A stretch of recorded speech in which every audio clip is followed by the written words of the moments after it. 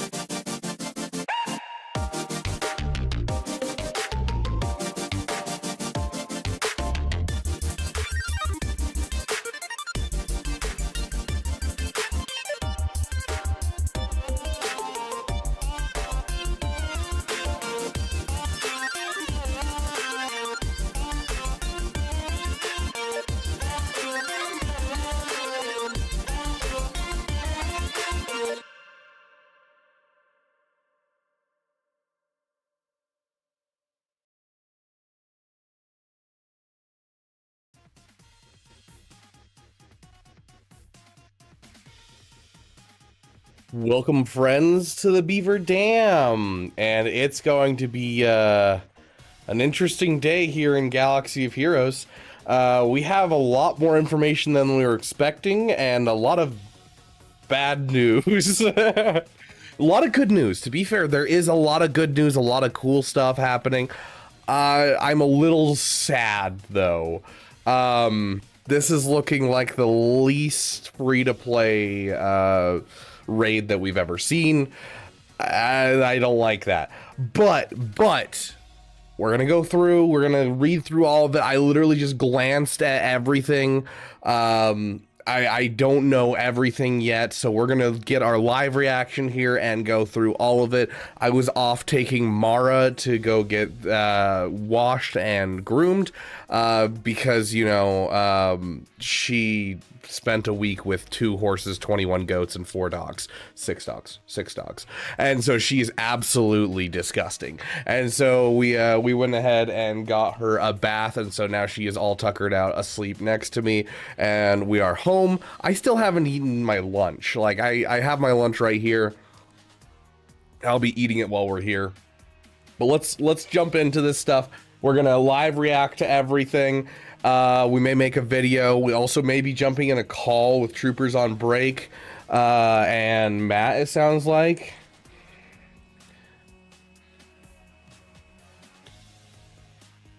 And talking about it. I just got pinged by my guild. Did I do something wrong? Oh shiz, I haven't done my dailies. That's how busy I've been the last 24 hours. Hold on, let me spend some energy so my guild doesn't get mad at me.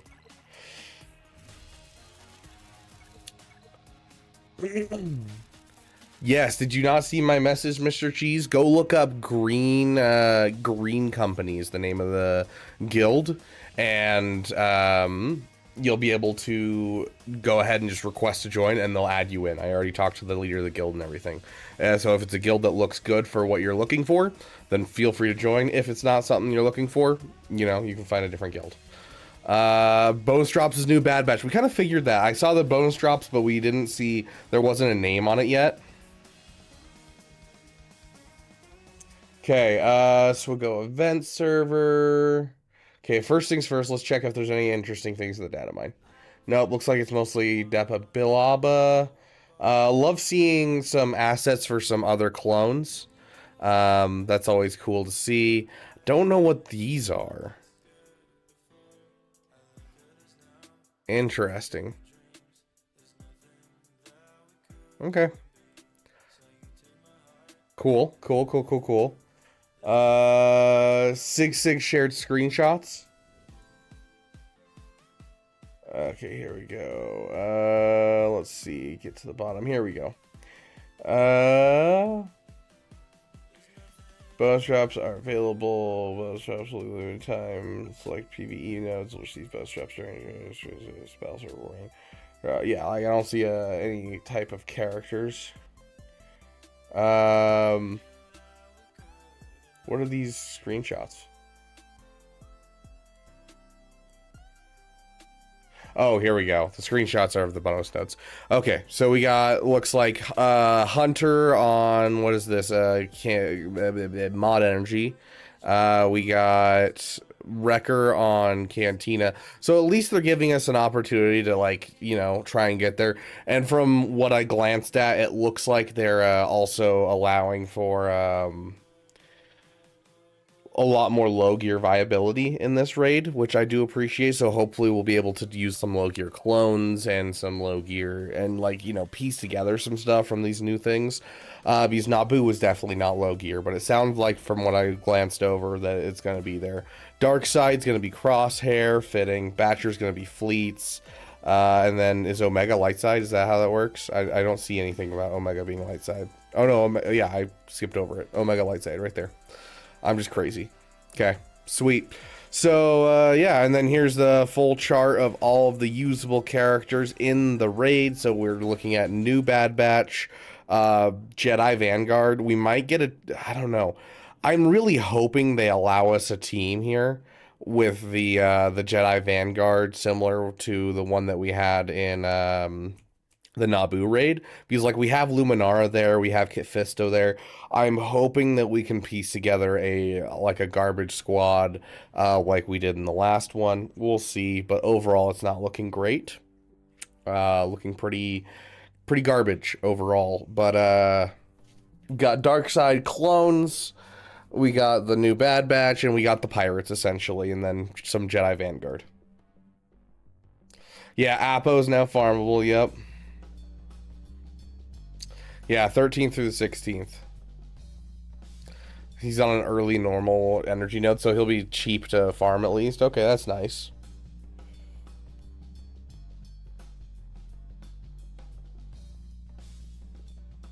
I'm really hoping for, like, a Lumi team or a Keller and Beck team. Yeah, 100% Hugsy.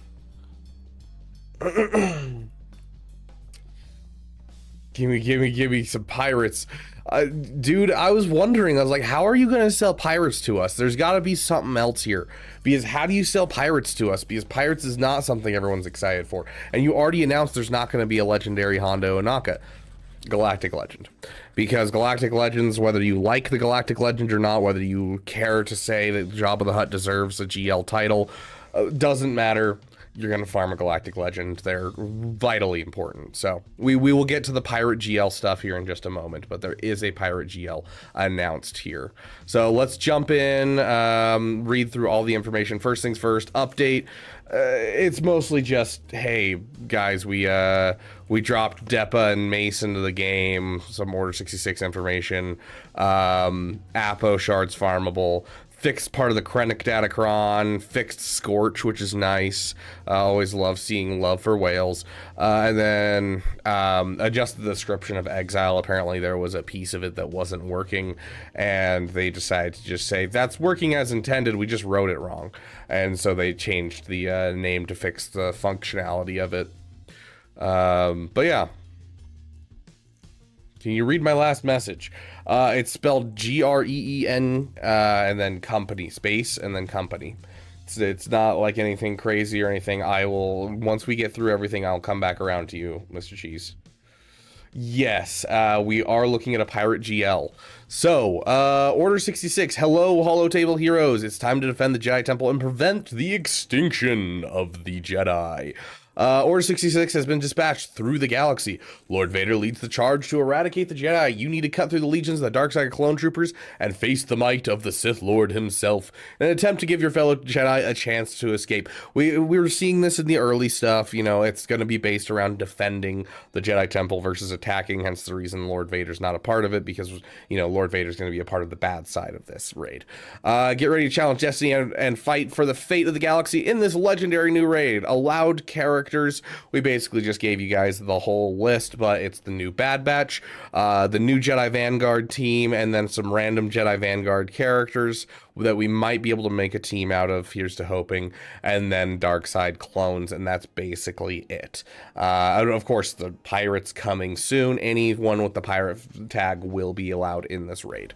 I know pirates aren't available at the start of the raid, but will pirates be available as the optimal team, full team? First pirate marquee is a leader, so you will have a full squad very shortly. So that will be the first marquee with Smee, and then Sauna, Hondo, and Noxious Nexes is going to be the first 5-man team. But once the era is complete, there'll be 2 powerful teams to the raid, one led by a new conquest unit and another led by the next galactic legend coming at the end of the pirate era. So what do you guys think? Are we thinking Maul? I've seen a lot of people saying Maul. Are we thinking that they are bamboozling us and they're going to give us a they said no legendary Hondo Ohnaka? Maybe we're getting a galactic legend Hondo Ohnaka. Are we getting a Jod? That's not really top of my list for sure. So Jod, yeah, Jod is the Jedi pirate guy. I can't go nuts because bonus drops are coming. Fair enough, Lady Geek. Yeah, you gotta save for those double drops. Yeah, Maul seems odd as a pirate and Crimson Dawn is a crime syndicate, not pirates. And, you know, Barriss Offee specifically defied the council and tried to bring the downfall of the Jedi mid-war, and yet she, for some reason, has the Jedi Vanguard tag. Things fit till they don't. CG can do what they want. I know a lot of people really want the Maul. I honestly don't think it'll be the Maul, but if they wanted to say the Maul, it could be Maul. So, I think they'll wait on a Maul Galactic Legend until the Crime Syndicate faction coming out with the Maul TV show. That is my call right now.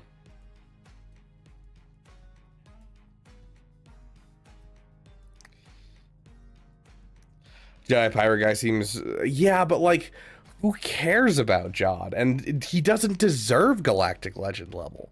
I can't see Jod being the one.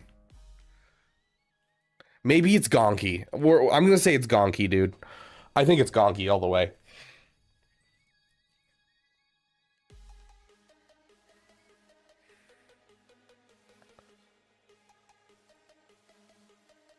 Sidious and Maul and New, exactly. See, you're getting it, Hugsy. Hondo doesn't deserve a GL either. You take that back, Caleb Wheeler.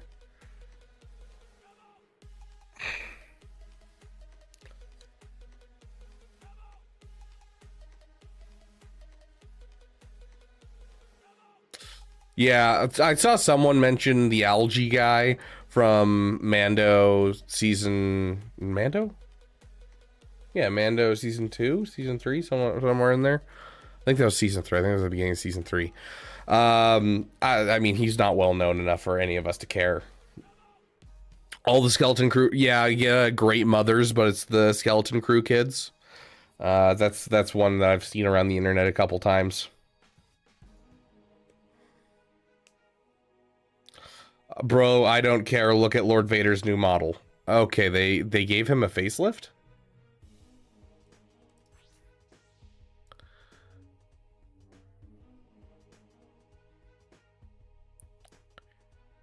I need a comparison. I need a side-by-side.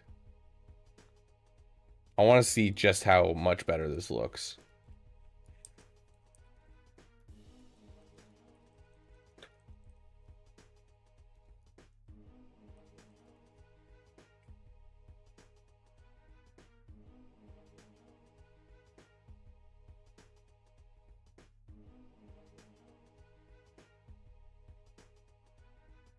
Yeah.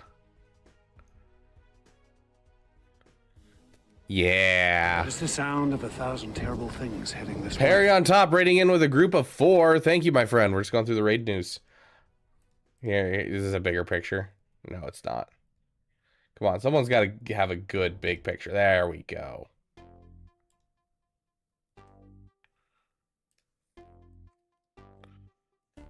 Yeah. Yeah. I like it. I like it. I like it.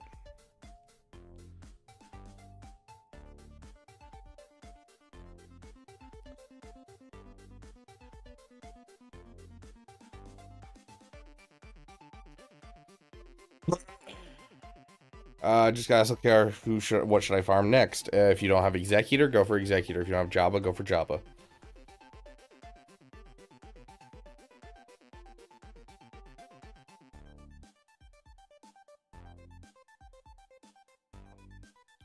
See, Luca, I think in a perfect world, the answer is yes, Executor then Jabba, but most likely you're not close to Executor, and you're probably closer to Jabba, and so just whichever one's closer, essentially. Because you can actually get destroyed by the fact you don't have Razor Crest shards, and it'll just take you forever, and so it's better to go for Jabba first. And so I think it just really depends on how close you are to Executor. Could the Pirate GL be a capital ship? I mean, could it? No. So the last ship they did was a Marquee, which was the punishing one. Instead of doing the Galactic Chase, they did a Marquee, which means it would have to be an entire era dedicated to this. And we don't have any pirate ships in the game currently, nor do we have any that we could really argue are pirate ships at current moment. And so we couldn't even like add tags to pre-existing ships. It would have to be an entire era dedicated specifically to making a fleet. We're looking at a pirate GL period.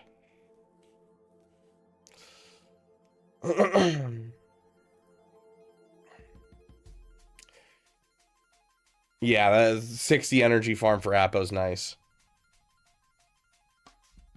But yeah, the GL will be in the raid. They already said that as well. We're looking at Maul, maybe Jod, and then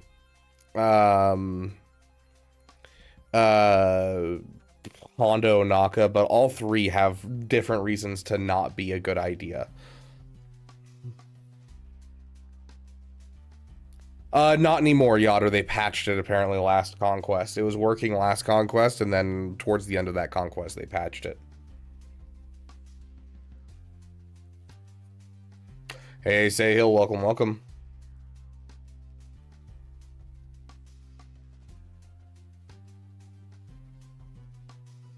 There you go, Cheese. Then you know your next farms.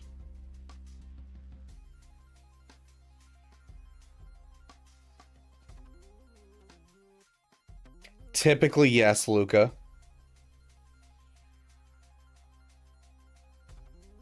What's a pirate without a ship? That's a good point. We should have a ship era 100% for them.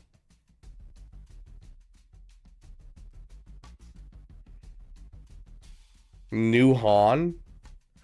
I wouldn't hate the idea, but I also wouldn't love the idea of a new Han. Yeah, I mean, I'm really, really happy the other Jedi Vanguard allowed. I just really hope they'll actually be able to do something out of Hero. I agree. Yeah, I apologize, Caleb. I don't have dark mode. They when they switched to the EA forums from the forums they had before, they disabled dark mode, and so I have to like go out of my way and get a third-party software to do dark mode. So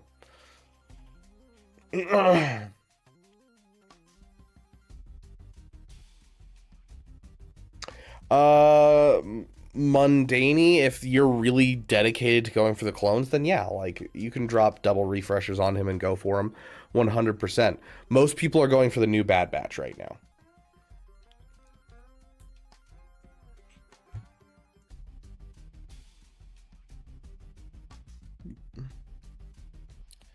Yeah, I mean, that's fair, Havoc. The only reason we're hyped is because of in-game reasons, it feels like. We're getting a GL. That's the only reason that people would want to go for the pirate era, which is interesting. It's a good way to sell their faction, though. Double drops for Bad Batch. Well, additive drops, but yes, I bent my Wookiee.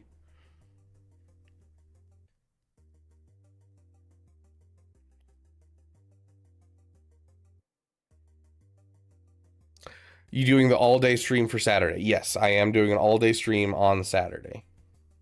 We're going to speed run Galaxy of Heroes and see how far we can get from a day one account. Bad Batch is going to be easier, and there's additive drops coming. They may not be as good of a team. We'll see. Because it looks like Tarkin may have the potential with the clones to kill some GLs, but most of us aren't testing that have the clones because we're all, you know, trying to use it with Lord Vader and get a step up on other people.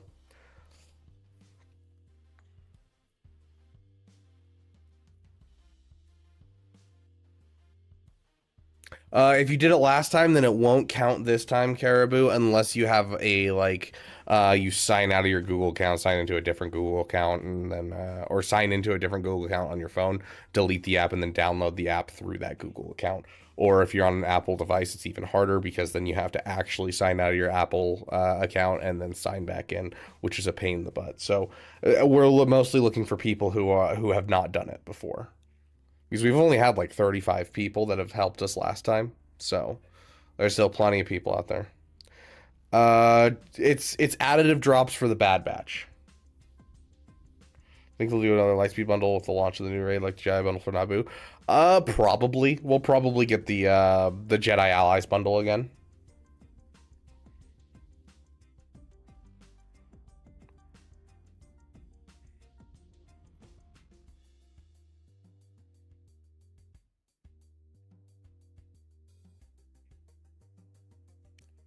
Does it need to be a different Twitch account too? I don't know.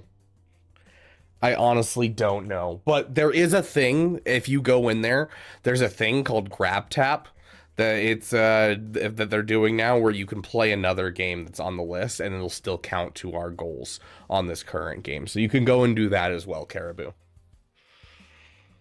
Two and Jetfinger, one decent Tarkin. It's better to get clones.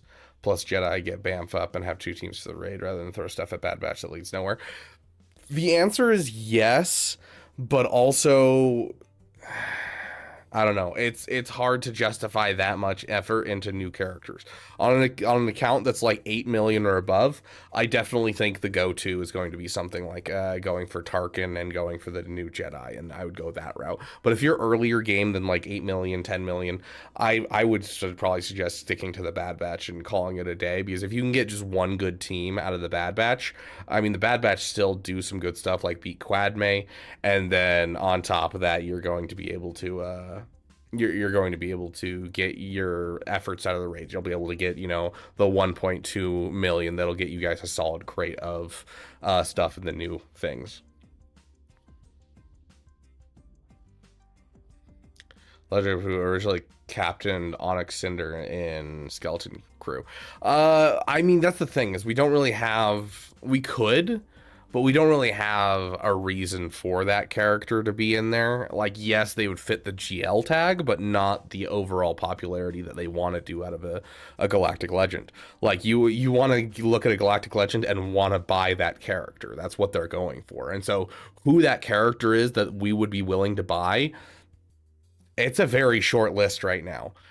So I'm kind of curious what they're going to do overall. If they do Hondo Onaka, they'll have some reasoning for the requirements, because there's plenty of people who worked with Hondo Onaka that are in the game. If they do Maul, same thing. There's plenty of people who are around Maul that you could require for that character. If they do Jod, it's going to be very like iffy on the requirements and going to feel like just random requirements, and I don't think people are going to be excited about it. It's really trying to find both the excitement factor, the requirements factor.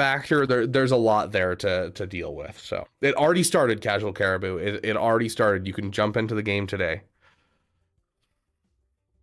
Havoc, you can still jump in using the thing and do the grab tap thing, and so you'll just choose a different game out of their catalog and be able to help out as well. Yeah, if you guys started on Bad Batch, I mean, I've been slacking pretty harshly the last couple of days, or last like 2 weeks of playing the game, just because I was on vacation. But like, I'm already at almost 6-star on the entire Bad Batch, and so this double drop, or the additive drops, is basically going to push me towards, you know, having all these guys finished now, just in time for the raid. So like, if you guys had already started pushing like I'd suggested in previous videos, you could be out there basically. What's the best farm in the game, like overall for the game? Executor and Jabba, 2 best farms in the game. There's a reason we're suggesting them to you, my friend. Job is one of the best PvP GLs and gives you mod materials. And so value-wise, it's just one of the best values in the game. And an Executor, easy to get to, gives you crystals every day. Once again, insane value. Best 2 farms in the game.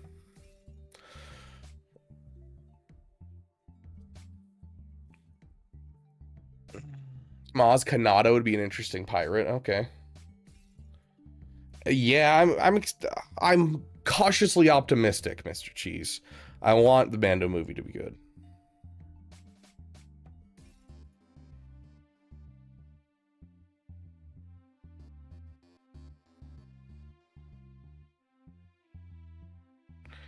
Who do I need to shake down to get Zetas? And I'll say 10 Zetas. I mean, start buying new characters. It only costs you $100 for an extra Zeta. That's how I fix my Zetas. Don't do that. I'm kidding. But yeah, no, like they definitely need to add a couple more ways to get Zetas for sure. I'm guessing right after Mace drops, like right after, maybe a week after. I think it'll be longer than that.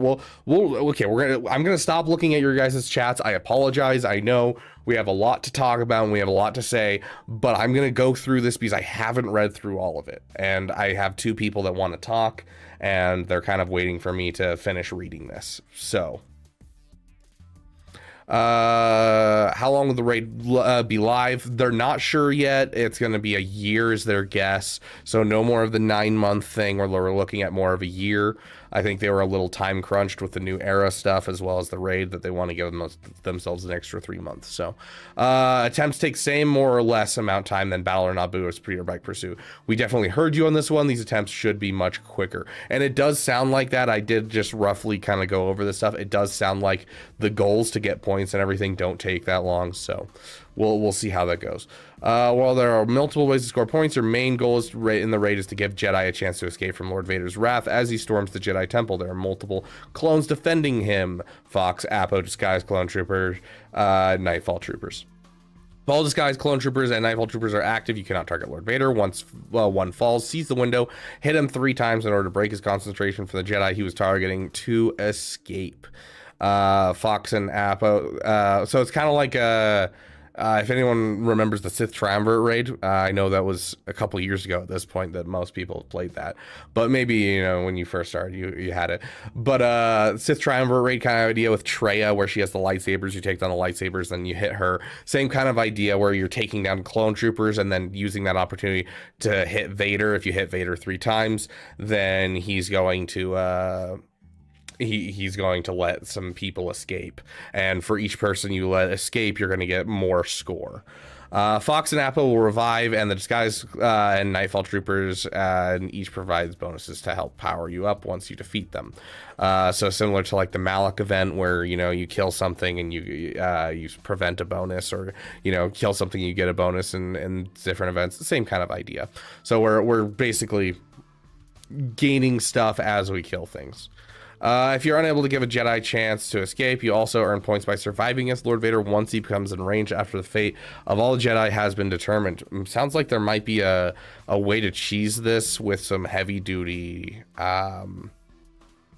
survivability, but I don't know. We'll see. But you do get some extra points after the enraged mechanic happens, which is nice. Faction bonuses. Pirates gain a stack of profit. They dispel all debuffs on themselves. On their next ability, deals bonus true damage equal 10% of max health to target enemy. Okay, interesting. Jedi Vanguard, 50% max health and protection. Jedi Vanguards take reduced damage from health damage effects. Whenever any turn ends, if a Jedi Vanguard has 2 or more buffs, they gain 10% offense stacking for the rest of the encounter. I think that with that, the new, like the old Vanguard is still going to be able to do some stuff, because you can stack on some great buffs. Like you're looking at like heal over time from Luminara. You're looking at offense up from a lot of those characters. You know, Kit Fisto, his potency up. I think we're looking at, if you make a really fast team, we could be looking at some serious stacking damage here. And I think that there's going to be a high possibility that there will be a crap team for the Jedi Vanguard. Darkside Clone Troopers, whenever an ally is inflicted with Order 66, all Darkside Clone Troopers and Grand Moff Tarkin gain 25% turn meter and 25% offense for 1 turn. Fair enough. Bad Batch stealth characters deal 5% more damage. Non-stealth characters take 5% less damage when targeted. So stealth deal more, non-stealth take less. Hero bonuses, Galactic Legend Pirate to be added later. We got Bamf right here. Whenever an enemy is revealed, Jedi Master Mace Windu dispels all debuffs on himself, recovers 100% health. Jedi Master Mace Windu is the ally in the leader slot. Jedi Vanguard is getting the benefits based on their role. Immune to stun, very cool. Dang, reduction of cooldowns on Jocasta Nu. Ooh, here we go. Kelleran back. While he's at full health, he has plus 25% speed. Very nice. Grand Moff Tarkin gains tenacity equal to 5% of his potency. Very nice. Has 25% defense. Okay, very cool. Some good hero stuff. Granted abilities. Okay, so we get a rescue ability. Subdued. All enemies are subdued until defeated, which can't be copied, dispelled. Interesting. Dire Fortitude. Add 5 stacks of execute to enemy Lord Vader, 10 stacks fall allies or Jedi Vanguard. All allies gain Dire Fortitude for the rest of the turn.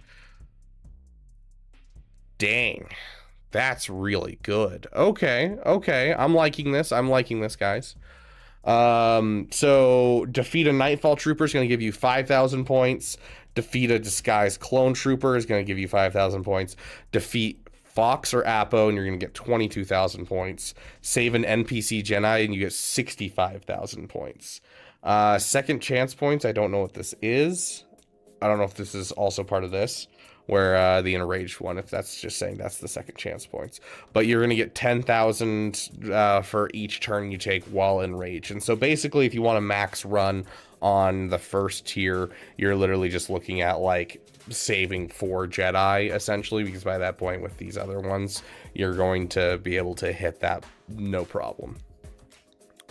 And then we got additional effects. I'm not going to sit here and read through all the additional effects. But level 0, requirement none. So we still have the random level, gear 12, relic 1, relic 3, relic 5, relic 7, relic 8, and relic 9 tiers. They did change the milestones a little bit, dropping this box down by a bit, but removing this box and dropping all subsequent boxes. But it doesn't look like they really changed any of the rewards. It's mostly just where things are. So this looks like a net positive for us right here. Yeah,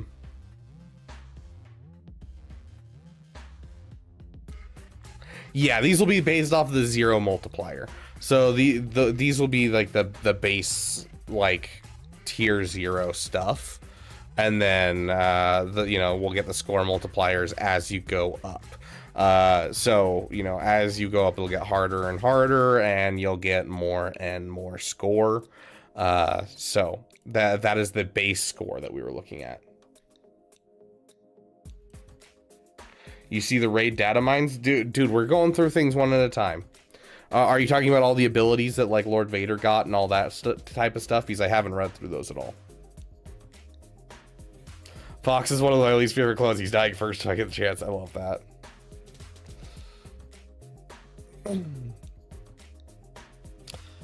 Personal milestones have not been changed. We have made improvements to raid milestones based on your feedback. We heard that the gaps between raid boxes felt too large. I do agree with that sentiment, and I think this is a good net gain positive. So the requirements for the higher tier box make the climb feel more consistent. We're eager to hear what you guys think of these adjustments. Okay, so here's a word from the raid designer. So let's get into character. Watching Revenge of the Sith for the first time and hearing the infamous execute Order 66 was a jaw-dropping moment for me. As a Star Wars fan, I knew something major had to happen leading into the original trilogy, but watching it play out on screen was a much darker and emotional moment than I expected. As this era reached our roadmap, we all agreed that playing out this iconic moment was the most important raid to transition to. When creating the raid, I was hoping to portray a bit of the desperation and disorientation of the moment, for the Jedi fighting in the war away from Coruscant, or just living their lives in the Jedi Temple. Everything went from 0 to 100 in an instant. From being seen as wise protectors to becoming persona non grata. I haven't used those words in a very long time. So this raid is played from perspective of arriving once the destruction has begun and trying to triage and survive in order to regroup, and seeing the indestructible force of Lord Vader and trying to do so quickly to avoid his wrath. There is a raid Q&A form. If you guys have any questions, you can go click that and send in raid Q&As. Transmission. Holotable heroes, your pathetic attempts to defy the inevitable are noted. You believe you can interrupt Order 66. You believe you can stand against the might of the Galactic Empire and the will of the Force. Your resistance is futile. Every Jedi you seek to protect will fall. Every one of you who stands in my path will be crushed. Your hope is a weakness and it will be your undoing. End transmission. There you guys go. So overall, like, from a perspective of like who we're using in the raid, hate it. I think that there's a possibility for a Jedi Vanguard, but the fact that we only have one free-to-play team that can be accessed is rough, very rough. But I feel like that we are looking at a solid Keller and Beck team among the Jedi Vanguard, with just playing around with buffs essentially, and you're just trying to get as many buffs as possible. I think that's going to be the common factor here for that team. And just being very, very fast. It's 2 free-to-play teams. Who's the other one, LXRG? We got the Jedi Vanguard, and then we have Dark Side Clones, and then Pirates. That's it. So the extra Jedi Vanguard is really the only one there. Like, we got Bad Batch. Like, all of this is... Yeah. You can scram 2 Vanguard. Yeah, you can make 2 Vanguard teams from leftovers. They're going to be garbage. I'm talking about you're going to have like one good one, essentially. Will we have SM33 by the time the raid comes out? Who knows? They don't have anything in here about the time period of the raid. I just went through the whole thing and I didn't see a single thing. So unless you guys saw something I didn't, I don't see anything about when this is coming. So,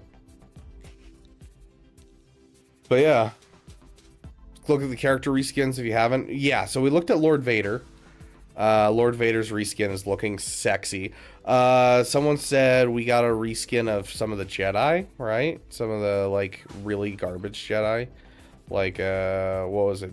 Was it Guardian or Consular? I'll be honest, I've never looked at this character's model since like I first started, so maybe this is improved, maybe it's not. It looks higher quality on the robes. That's about all I can tell you. Okay. Yeah. Great. Fantastic. What I always wanted was an update to Jedi Consular and you know, and Jedi Knight Guardian.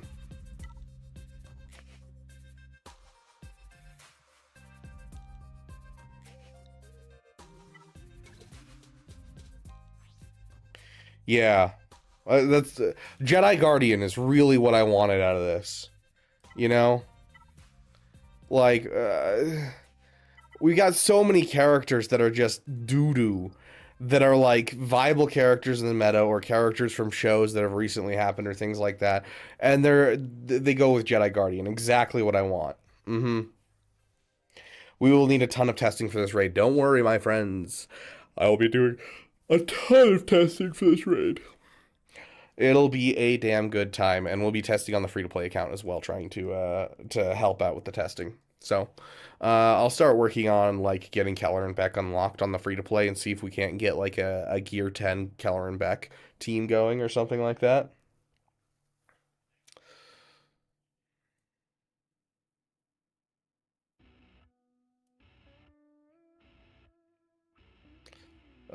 Through 3 rage phases. See, I honestly, like, they've addressed a lot of the problems I've had with previous raids of, like, time commitment and that type of thing. Like, really the only thing that's, like, annoying to me out of all of this is just the fact that we don't have access to, like easy to get characters. Though with the 10% offense stacking, I feel like that there's a strong indication that a free-to-play Jedi Vanguard team is going to be possible. So, can you even do an attempt on free-to-play? Yeah, I mean, the tier 0 has no requirements. That's been true of all of the raids since the Tatooine one. Troopers on break is absolutely outraged with pirates in the raid. Yeah, dude, that's old news. Like, it happened. Oh, whatever.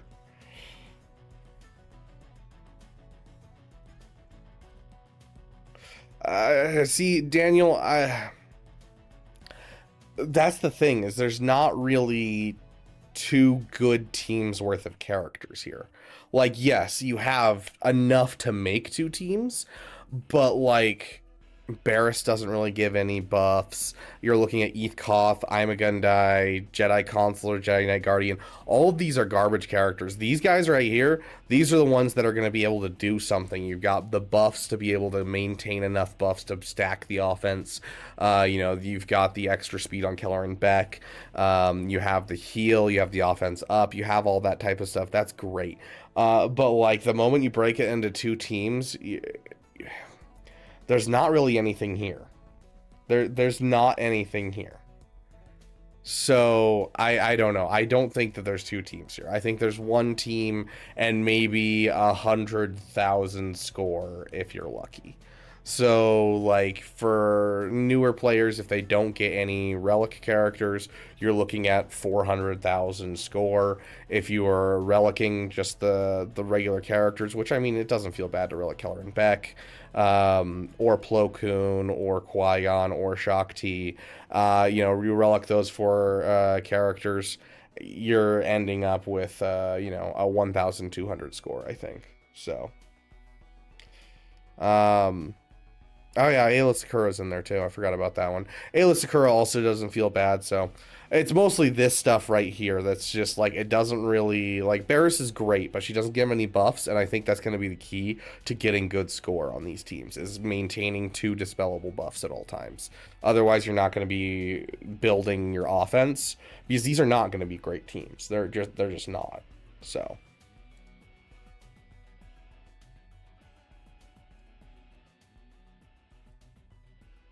what do you think the GL and Conquest unit will be? My money's on Crimson Dawn Maul, GL, Jod is Conquest. Yeah, Maul doesn't. We've talked about Maul, Jod, and Hondo Ohnaka. All three have problems for various reasons. So I don't know. I don't know where they're gonna go. If they wanted hype, it's gonna be Maul. If they want to, you know, if they want hype, it's going to be Hondo Ohnaka. Those are your two hype characters. If you don't care about hype, it's going to be Jod, and everyone's going to complain. And it's just going to be like, well, I'm going to get this GL to get this GL, essentially.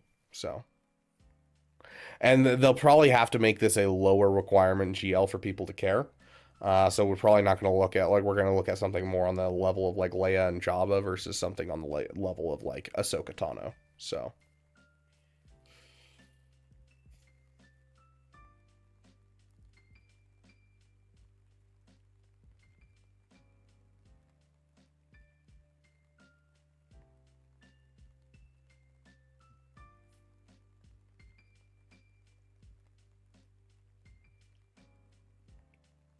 yeah, it's going to be rough for a lot of guilds. Barris is in there, he gets spanked by Vader. Yeah, it's the same argument that I just made with Maul. Like, people are like, oh, Maul doesn't really fit with pirates. He's Crime Syndicate. It's like, yeah, but Barris doesn't fit in Jedi Vanguard. CG will do what they want. Make a counterpart to Ahsoka. Yeah, I mean, we're still expecting a counterpart to Ahsoka in Thrawn, because they did hint at Thrawn. And so that'll come around the same time as season 2 of Ahsoka. Yeah, Jonas, there's a lot of teams they could have chosen that would have been very helpful and made a lot more sense than pirates, but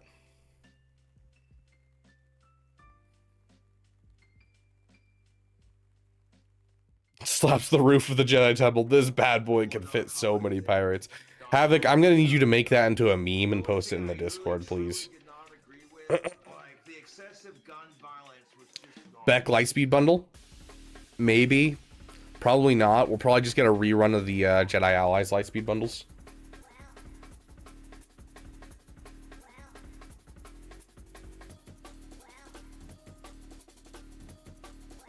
Yeah, see, IC2 Cannoli, you're correct. But that's not something that's viable for most people. A lot of people are like, I can spend 20 bucks on a Lightspeed bundle once, and then I'm never spending on this game again. So for those who are whales and those who, you know, are willing to spend, marquees have never been more cheap. And so, yeah, you can get a team together if you're willing to spend some money. But it's still, like, I'm spending $600 to get BAMF. Like, that's insane. Like, if I didn't have a channel, I wouldn't be spending $600 to get BAMF. It's just because I have a channel. So, I don't know. Yeah, I'll be probably doing pretty well in my raid runs, and I'll have access to... I won't have access to the pirates. I refuse to go for the pirates. I just... It's more efficient for my account to instead go for... Hello there. I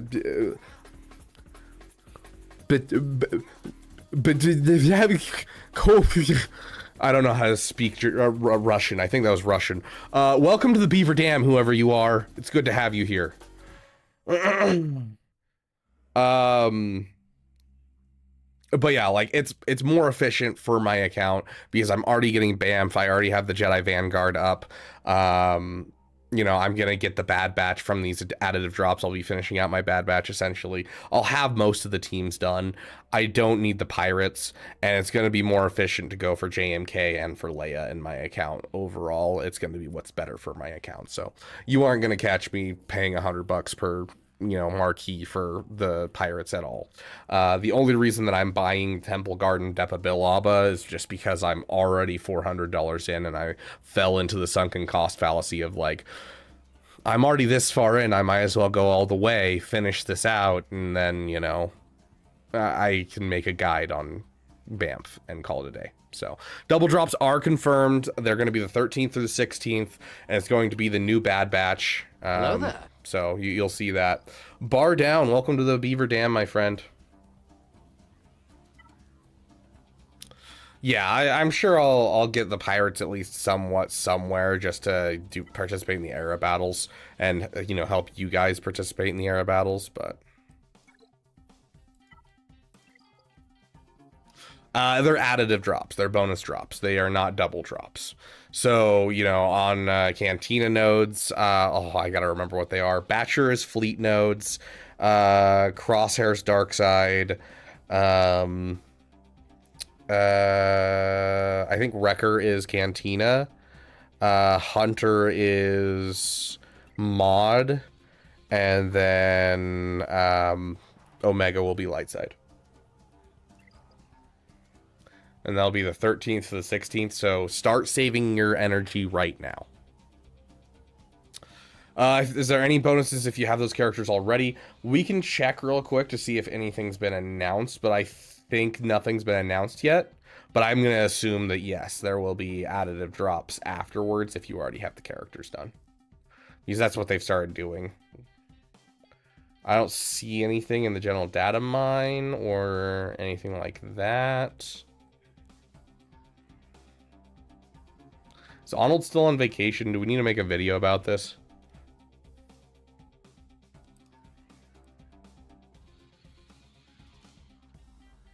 Okay, even on vacation, he's posting. Yeah, there we go. Yeah, he's already posted a video, so no need to make a video to get it out there to people. He's on top of things. Is it just 2 times shard? No, it's just 1 shard per. It's additive drops, so it's going to be 1 shard per pull, just like in general when we have additive drops.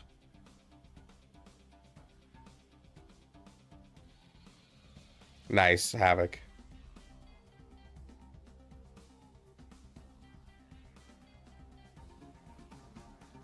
Yes, Owie Hero. Especially looking at how rough the current raid's looking. Yeah, I would do it.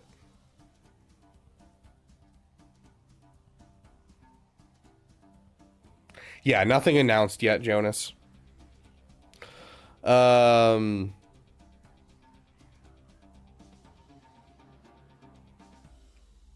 make a quick video. Not so much talking about the raid news, but specifically about the energy hoarding. So no, so it'll be specific to energy.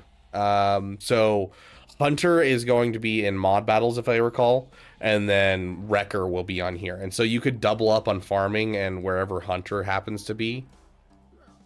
Here, we'll just show you the picture. Hold on. Let me pull up the picture again.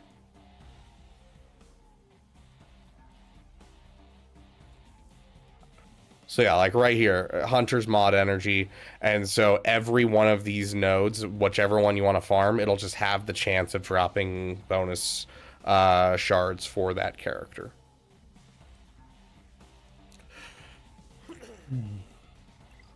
Okay. Let's record a quick video for people.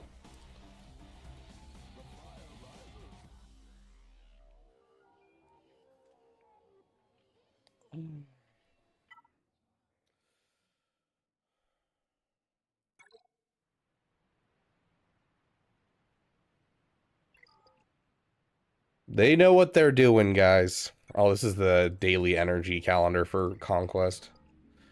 I need to start getting that instead of the Ascension. Honestly, it's cheaper. I keep forgetting that that's in here. Okay.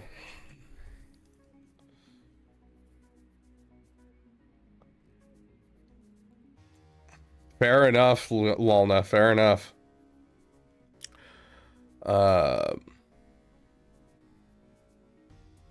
Yeah, I think we'll be splitting it up into 2 Grax regardless. 1 shard seems really mid. It depends on, you know, how much we get, like what the drop rate is, because we could end up getting, you know, 100 shards for each character, or we could end up getting a little bit, but like regardless, it's going to be more of a shift than you would normally get. In those 4 days of time, you're going to get way more shards than you get from just hard node farming the character. So it's definitely worth pushing into and getting the extra energy.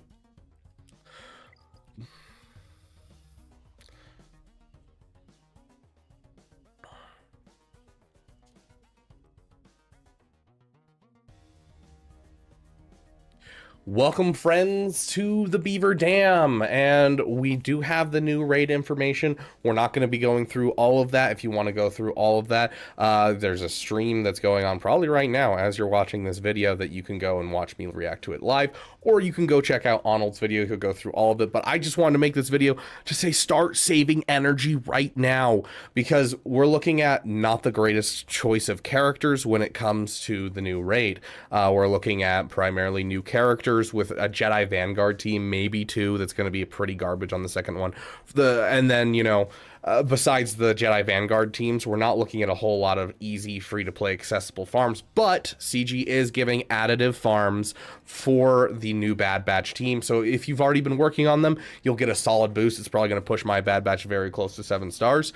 If you haven't been working on them, it'll give you a good boost in the right direction to get some good score on at least tier 0, and you can start working on them now and get them up as a team if you so choose. I mean, they beat Quadme, so they're not an awful team. They just don't really go anywhere, so it's not the best feel-good team to have. But definitely something helpful and something I would suggest looking at. So it will be additive drops. There'll be 1 shard, you know, drop rate on every single node of a certain type of energy. So we have Hunter on mod energy. We have good old Wrecker on Cantina. And so you can double up some of these. You know, Hunter is farmable in Cantina, so you could farm both Hunter shards as well as Wrecker shards at the same time in your Conquest or in your Cantina energy, as well as you have Lightside is going to have the wonderful new Omega, as well as Crosshair's Dark Side, and we'll have Batcher on fleets, which you can double up Batcher shards as well, because Batcher is a hard node in fleets. So you can double up a lot of these shards and really push really hard into the Bad Batch. And so I do highly suggest going in and grabbing this, because it's not looking good for the new raid, and nothing feels worse than that first like month and a half, 2 months of Naboo raid, essentially, where no one could get a crate. So let's try to avoid that. You know, CG has, you know, given us a little bit of a crap hand, but it does look like they've addressed a lot of our concerns about the raid. So I am excited for the new raid, for the less time commitment and that kind of thing. But we're going to have to deal with the requirements for the raid. And so this is one of the best ways that you can deal with the requirements for the raid. And the dates for these double drops is the 13th through the 16th. You can see them right here. So you're going to get 4 days of these additive drops trying to get these characters up and going. So you're going to want to start saving now. You know, it's kind of out of the blue. We weren't really expecting this. And so it's going to be very soon. So start saving your energy now. Additionally, if you want to spend a little money, there is a pack. You don't have to buy it right now, and I'm not telling you to buy it right now because it does last the next 3 days and 19 hours, which means that you can wait until the double drop or the additive drops come into the game, so you're not hitting any caps on your energy by purchasing this pack. But there's a pack right here. CG definitely knows what they're doing, so you can get a little extra energy if you are a little dolphin or something of that sort. So it's looking like a good raid. I'm very interested in the mechanics. I like the idea of the raid, and I think it's a lot more interesting than what we've had for the last 2 raids. And the time commitment sounds much better, which I really do enjoy. Just the requirements are kind of getting to me, you know, pirates, really. But hey, Pirate GL, comment down below what Pirate GL you think is coming. Do you think it's Maul? Do you think it's Hondo Onaka? Do you think it's Jod? Do you have another idea? The algae guy that no one knows his name in Mandalorian? I don't know. Maybe some, it's Talon Card. I don't know. I don't know if I'd call him a pirate. He's more of a smuggler, but I don't know, someone from extended universe that we've never even heard of. I don't know. We'll see. So let us know in the comments below who you think is coming. But yeah, start saving your energy now. That's really all I want to say. So thank you guys so much for watching, and thank you for giving a damn.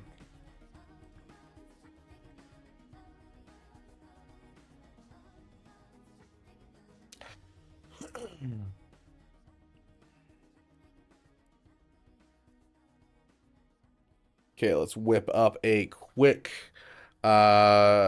thumbnail.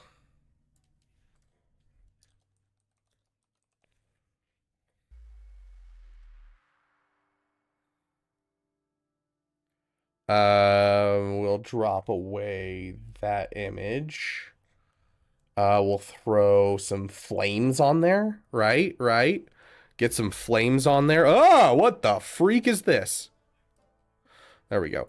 Let's center those flames a bit so it's not just all right there. Let's make it so it's kind of like everywhere like that. And then we'll throw in, we need like the energy symbols, right? Energy.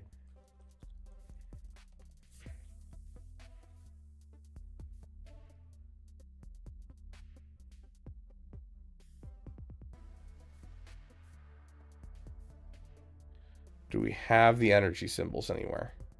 Or will I just have to cut them out of the game?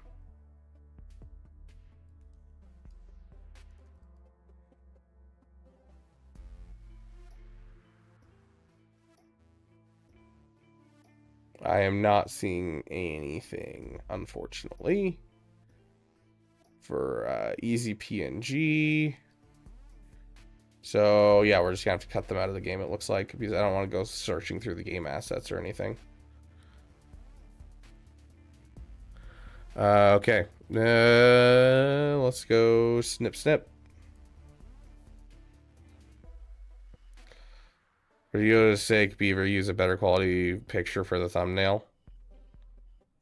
What do you mean, better quality picture? Are you talking about my face? Because that's just one of my defaults that I took forever ago when I was first starting out. Which I'm going to be updating that list here in the next week because I actually have time and getting a whole bunch of stuff. That was back when I had like a window right behind me, and so it was just terrible, like terrible lighting at all times. Let's get the snipping tool. Is there a way to make these bigger? No, it's not going to pop up. Where's that energy thing?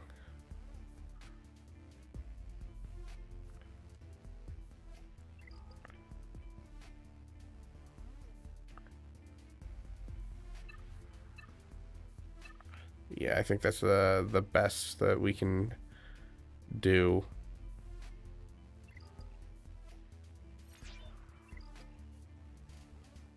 Let's just steal this right here and grab those 2 symbols.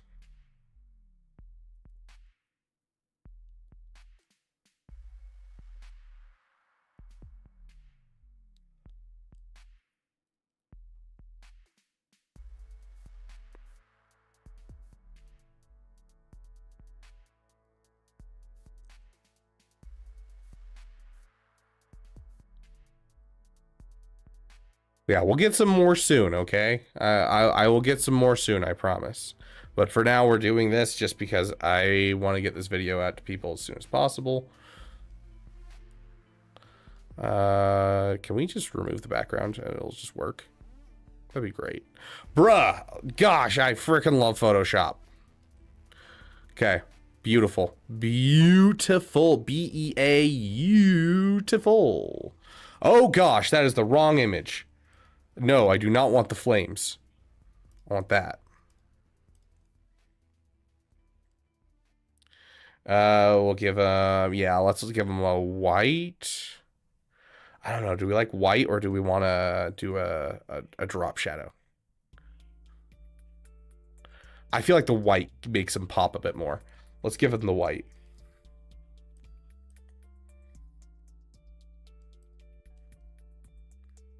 Okay, there we go. There's our thumbnail.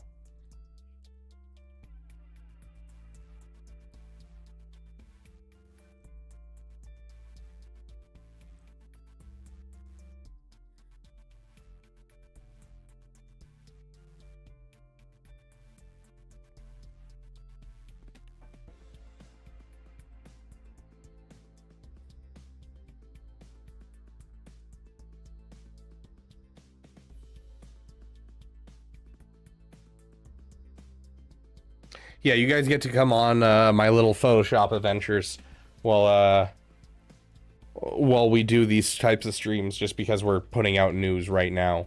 And I don't want you guys just sit here and stare at a screen while I'm doing things. So I usually, you know, let you guys peek behind the curtain. Ooh, hello. The Nightfall battle's back. I'll take that.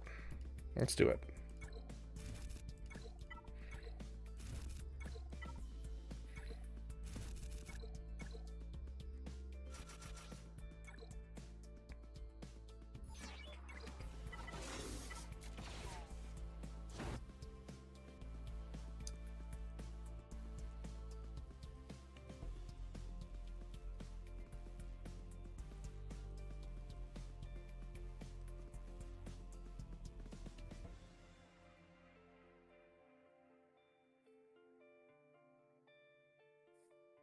Not my most interesting, not my most interesting thumbnail, but I will take it just because we need to get something out there.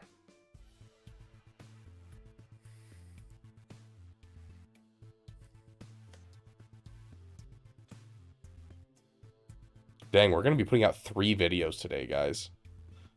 3 full videos today. That's wild.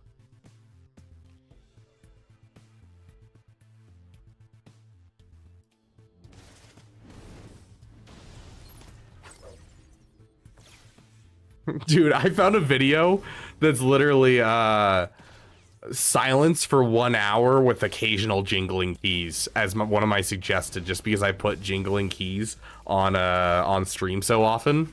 And I'm like, are you kidding me? This is hilarious.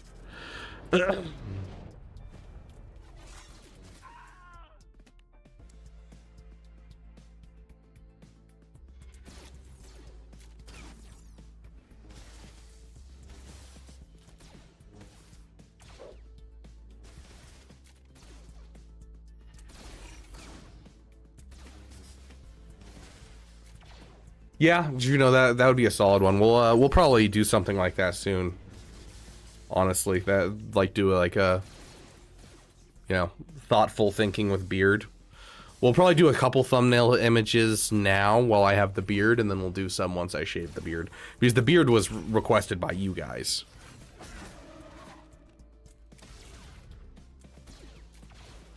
Oh my gosh, is this going to be a Saturnalia miracle where we actually get 3 stars?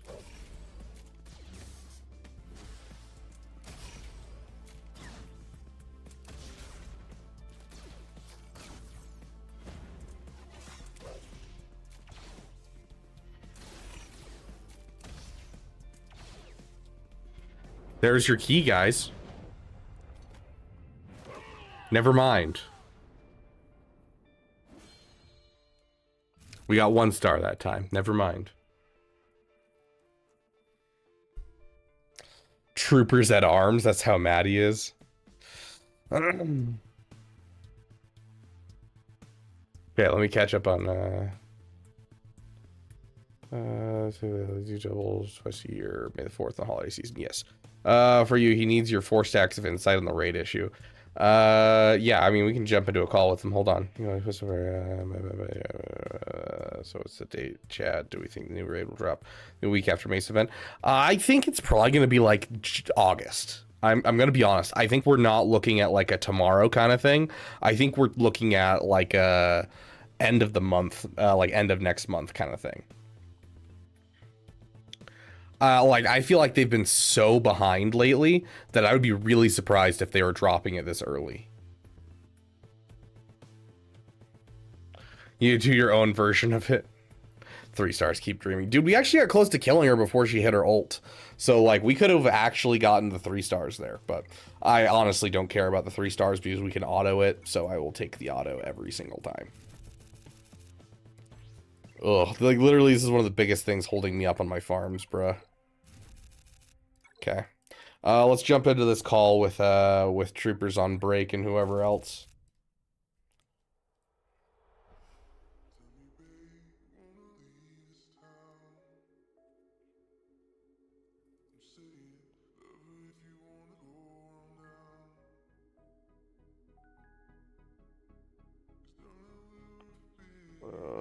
Gosh.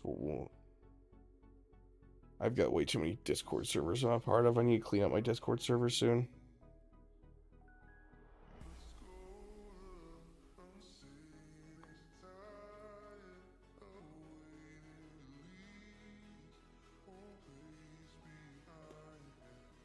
What's the symbol for the freaking Discord?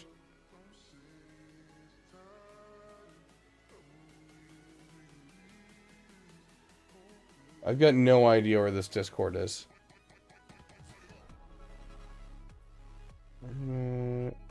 Is it that one? No.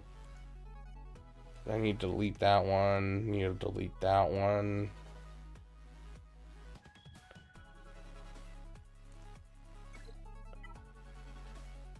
Yotter, are you still here? What's the name of the, like, not this name, what's the symbol of the freaking server? Not that one, that's D&D. It's an old guild. That's a smaller creator. Gosh. I need to delete that one. There we go. My goodness, it took me forever to find that. You think it comes within a few days of Mace's release?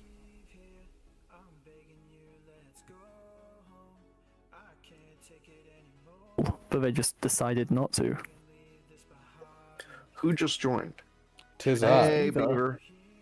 So funny story, Beaver. Usual TOB activities. He just left the second you joined. Perfect. So we're gonna wait for him to get some water? Question mark. That's what I think. He said an energy drink. Oh, there you go. Yeah, way more healthier. Yes, very, very much healthier. Clearly the healthiest let's get to drink. sleep. There you go. He's coming. I can hear him raging in the distance. It's like hearing the Zillow Beast in the distance, bro. We could have had a Zillow Beast raid. We could have had a Zillow Beast. Oh my. I mean, to be honest, I'm still not excited about Bad Batch, even if there was a Zillow Beast raid.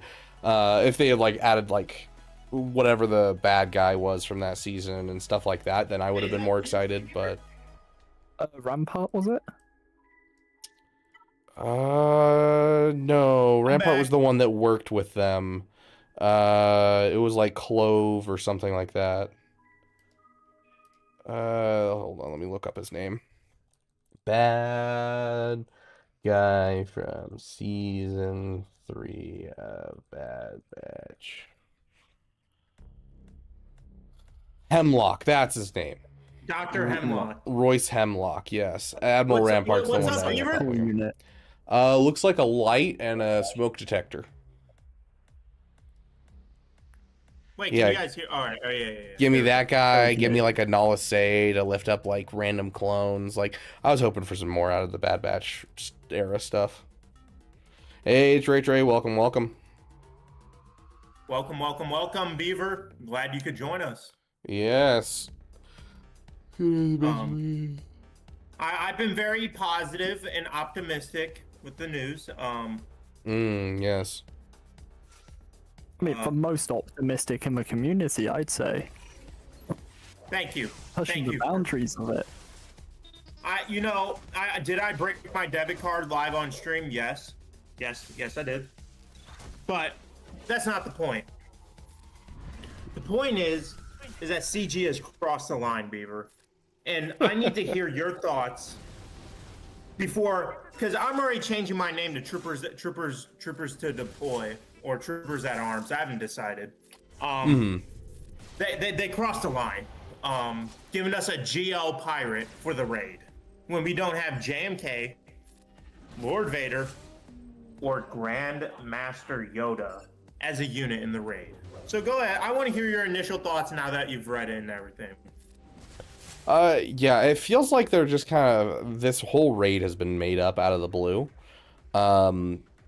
Overall, the GL pirate thing I think is stupid. We knew the pirates were in here and we thought it was stupid already.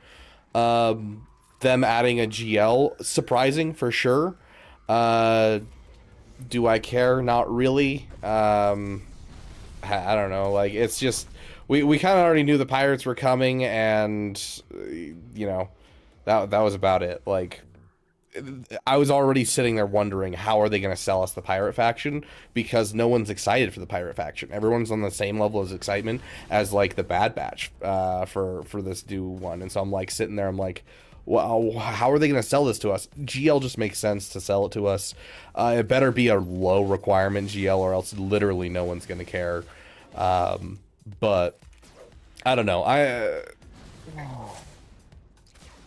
It's just more CG being CG at this point. I'm not losing my mind over it.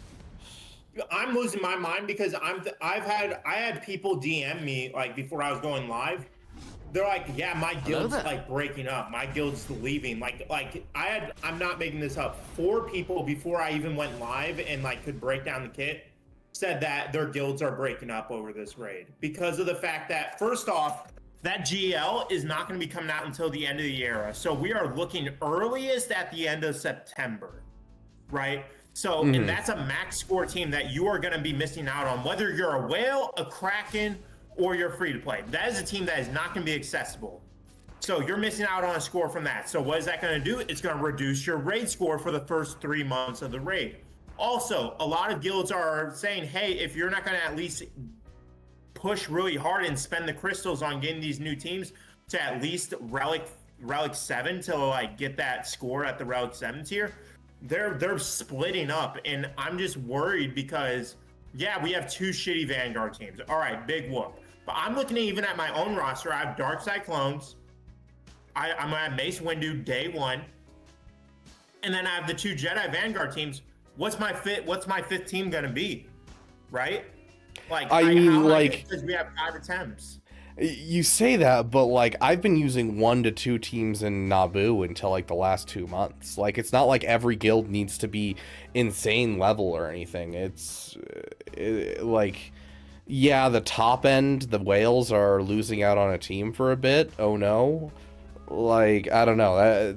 The guild splitting up is more of a people problem rather than like anything else. That's just people being douchebags to each other. Like, you know, oh yeah, let's force people to farm these things that they don't want to farm, and that's always been a major source of contention. And I've often, while doing roster reviews, will be sitting there and they'll be like, oh yeah, I was told to get these 3 relic 9s up for my guild, and I'm like, dude, you don't even have your first GL done. leave your guild now. Like, guilds going off their rocker is not a new thing, and it's gonna continue to happen, and people are gonna continue to lose their minds. But like, you can get the first crate with just one Relic 5 team.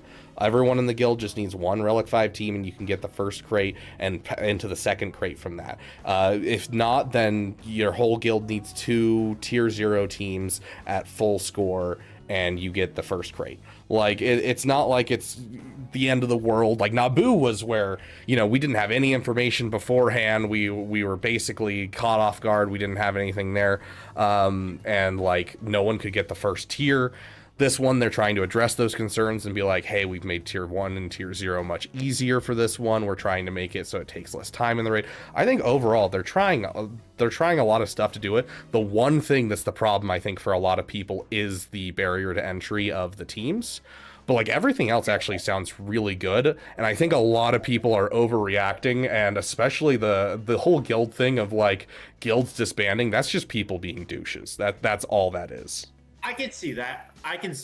Honestly, I'll let Yoder and Asher speak after this. But like you said, the biggest concern is it feels as if these are not farms that we want to do, right? When we get the Dark Side clones, we were excited. Oh wow, Lord Vader's getting a lifter, XYZ. Okay, he's not in the raid. I can swallow my pride and say, okay, that's fine. But when you're farming these teams, it's not something where it's like, oh, I'm so excited, I can't wait to get this. It's like, oh, I have to get this up for the raid, right? Oh, I gotta bump up this relic, right? It feels as if these are forced farms that being and it just doesn't feel organic.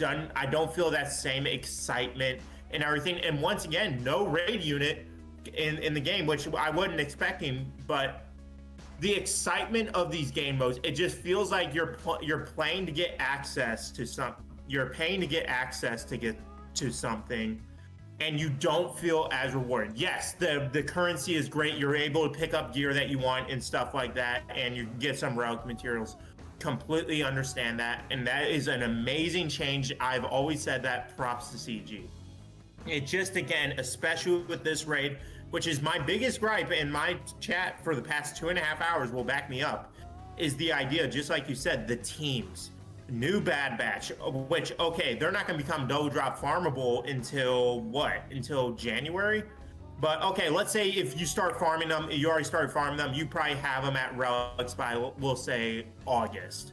At Relic 5, all of them XYZ. And then you got to start the Dark Side clones, all XYZ, all of that. That's my issue. And like you said, the barrier to entry, feeling as if you're not, they're said in the raids, they want to be cinematic. They want to be like, feel as if you're in the moment.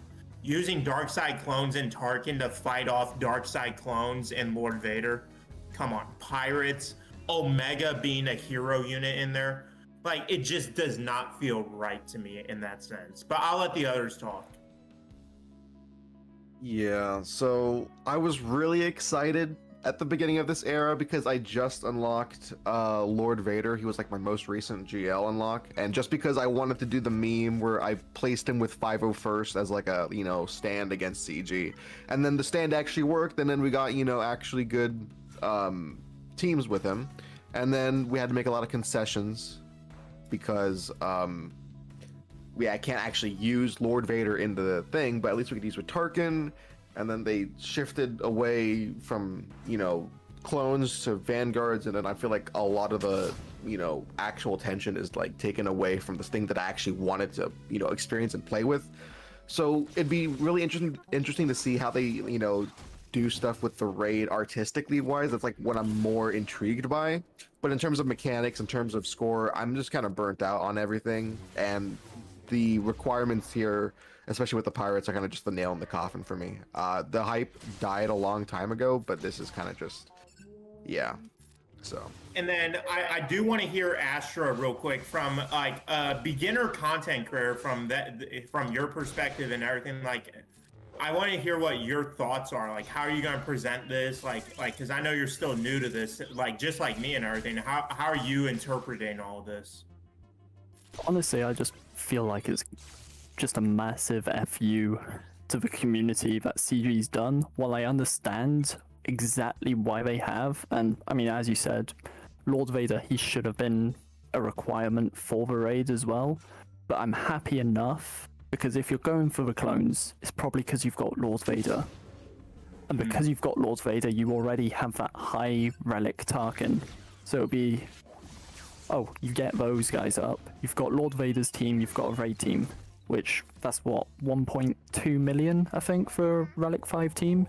You're probably going to take the clones higher because of, well, Lord Vader, he takes mastery from them, I believe, and like that increases with relics. I'm not 100% sure on his kit. I haven't read it over, even though I should, with 2 requirements left to go on my ult. I really should, but I'll get there eventually. But how I'm seeing it, it's like, okay, yeah, if you've got Lord Vader, you may as well grab the clones. Then you're just 2 requirements off from Jedi Master Mace. So you may as well just pick him up.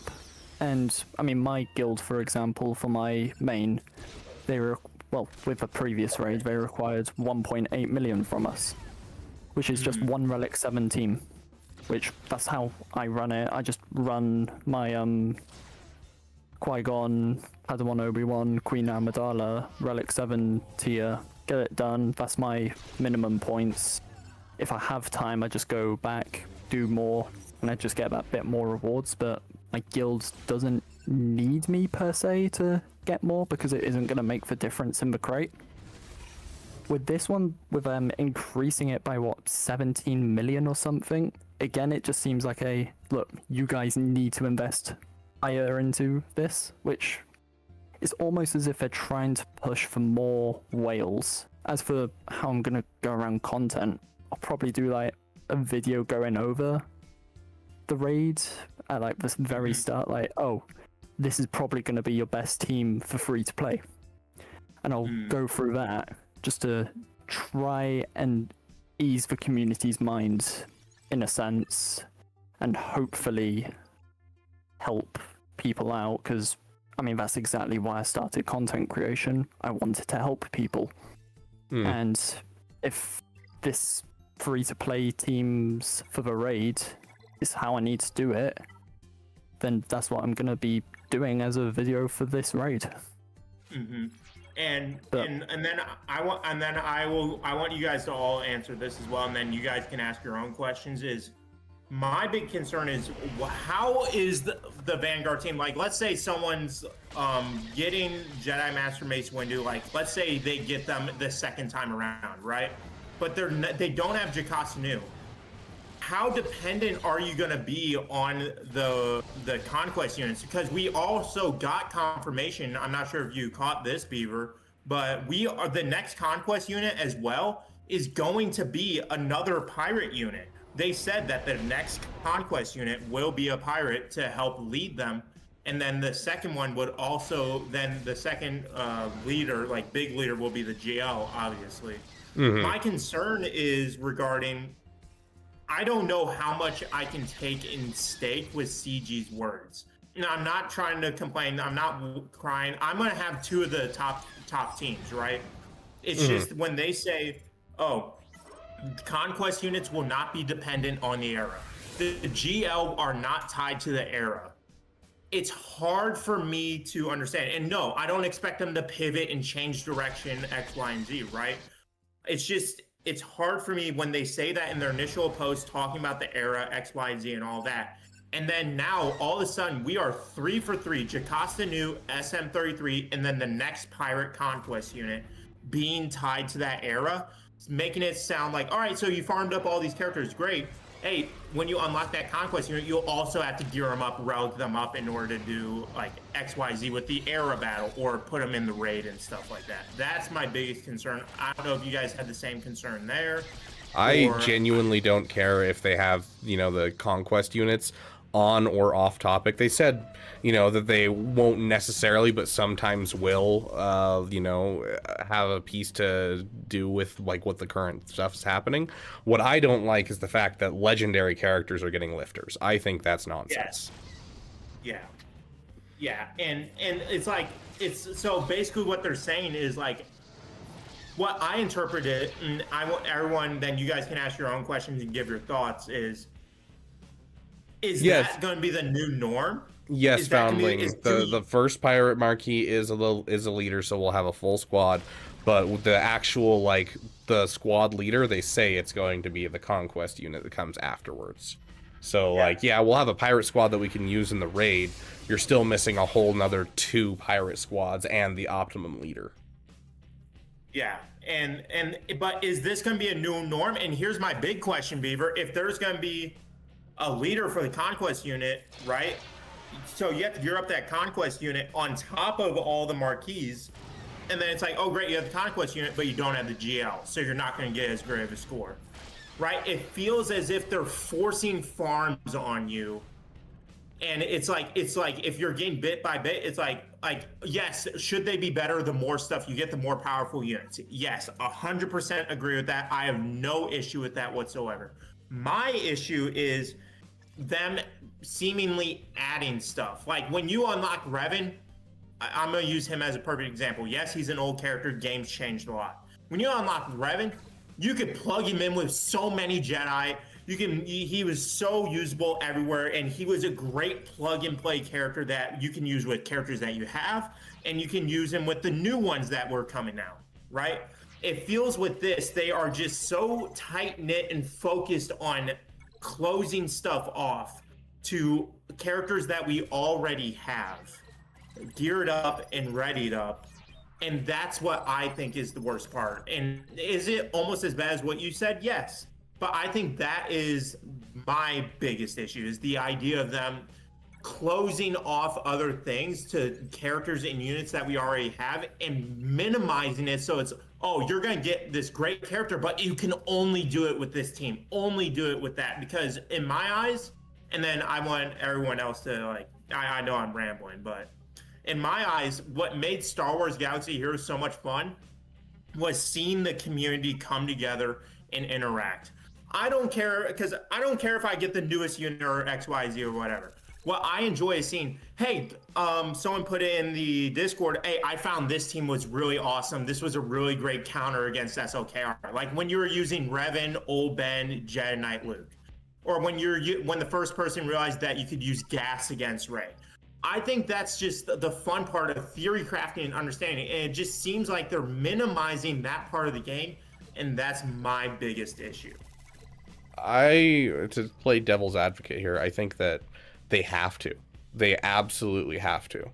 Because if they were to give general synergies to the characters they've dropped in the last year and a half, the Jedi faction would be the top faction in the game. JML would be the penultimate Jedi and penultimate team in the game. The whole meta would be garbage unless you went and farmed only Jedi, because we've had so many absolutely insane Jedi that if they were to give them general Jedi synergies instead of cutting them out to be Jedi Vanguard or cutting them out to be only Galactic Republic Jedi, you'd end up with an awful meta that everyone absolutely hates. And so I get the whole idea of wanting to theory craft, and I think that is a good thing to have in the game, and I think there's characters that they have added in recent times that fit that niche. Like Hermit Ezra is a great example. You can use him with Jedi Knight Revan and be able to take down Jabba. You can throw him with Rey and have one of the best teams in the game for defense. You can throw him with Ahsoka and have a great GL. You can throw him with JML and beat any GL. There's definitely those plug and play characters that you can have a lot of fun with,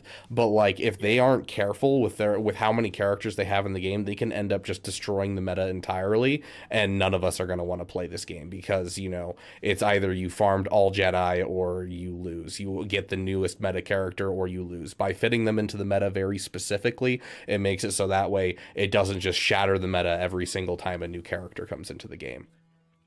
That's fair. Where you, Astra, Yatter, what are your thoughts? I want to make sure everyone's voice is heard. Yeah. I don't have any comments on it.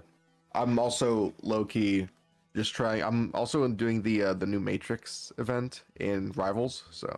Oh. Speaking of which, Beaver, when are we playing Rivals next time?